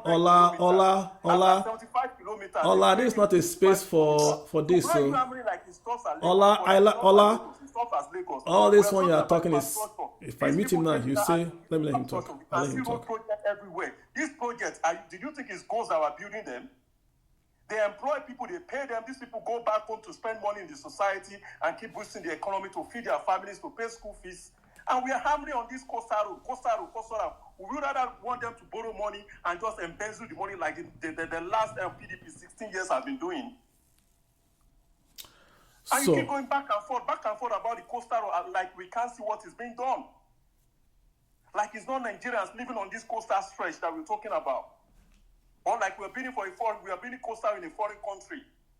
Okay. So when Buhari was in power, sorry to cut you, when Buhari was in power, he made it mandatory that they should build a railway or whatever to Niger. Nobody in the north complained about it. Nobody said anything about it. They didn't stand up there and complain about it. Now they've done it. Let him talk. Let him We are all talk. going to pay for it. Ola is talking. So Ola, fantastic. I added you. I let you speak. I don't interrupt on my space. I do a very. I want to people here join here to learn. Let me tell you the coastal road, and I was very clear. You just joined now. The coastal road.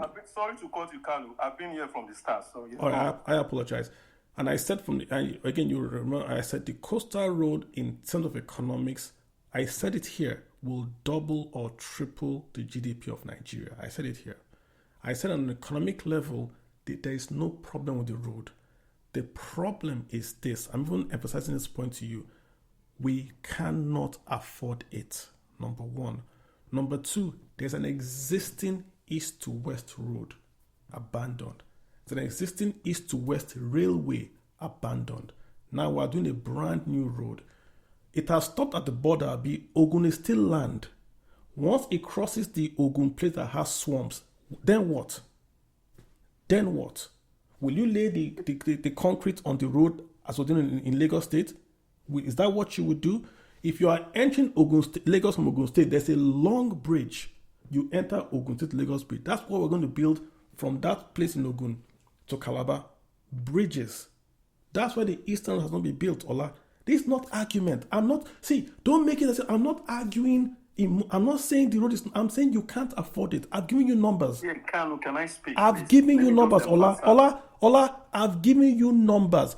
Let's go back to your release, your capital release form. I gave you numbers. 2024, you are portioned 13 trillion for capex. You only released 6 trillion. Where's your money, Ola? Tell me.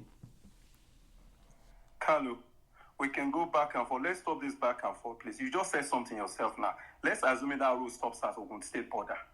This Ogun State border, before that road gets to Ogun State border, you have Dangote Refinery. You have the Lekki DC port, right? You have other development in that axis. Is that not a plus for us, even if that road stops at Ogun State border with our own money? But that's the point I just said now. I said he should have simply made that road a Lagos road to link up the Dangote refineries to the port, to Badagry, to Lekki. I said it now. So that there will be no issue. I just said it now. Someone else can come in another dispensation. But Ola, you are agreeing with me. You are agreeing with me. That's what I said.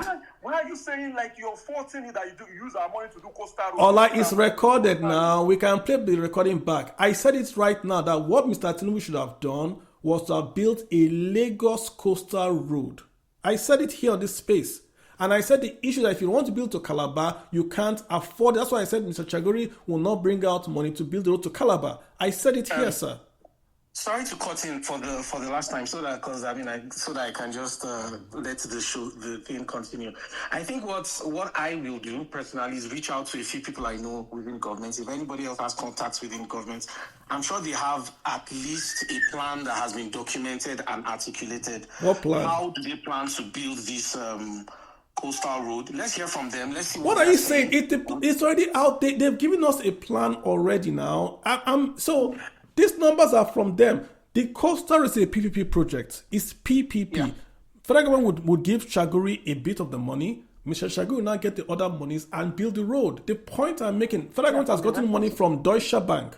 Bank. Ola is making a point as if I'm saying the road has no economic impact. Every meter you build of that road adds something to your GDP. Every meter of that road. Great. The point we are making is that when you say it's a coastal road, you are quote unquote giving people false hope that road is going to get to Edo. Edo government is already celebrating that the road is coming to Edo. Yeah, but they started the Calabar It's section. not going anywhere, Ola. You are trying to. The Calabar section. Started what? In Calabar land. It's a coastal road. Did they start at the coast? They started the Calabar section. It's even paid some kilometers. How many meters in Calabar? How many meters? You're not saying it's not like they will not get to Calabar, but they started from that section. Ola, you know what I'm saying. You can scream all you want. It's a very, very clean space. Don't come here, Kalu. This is your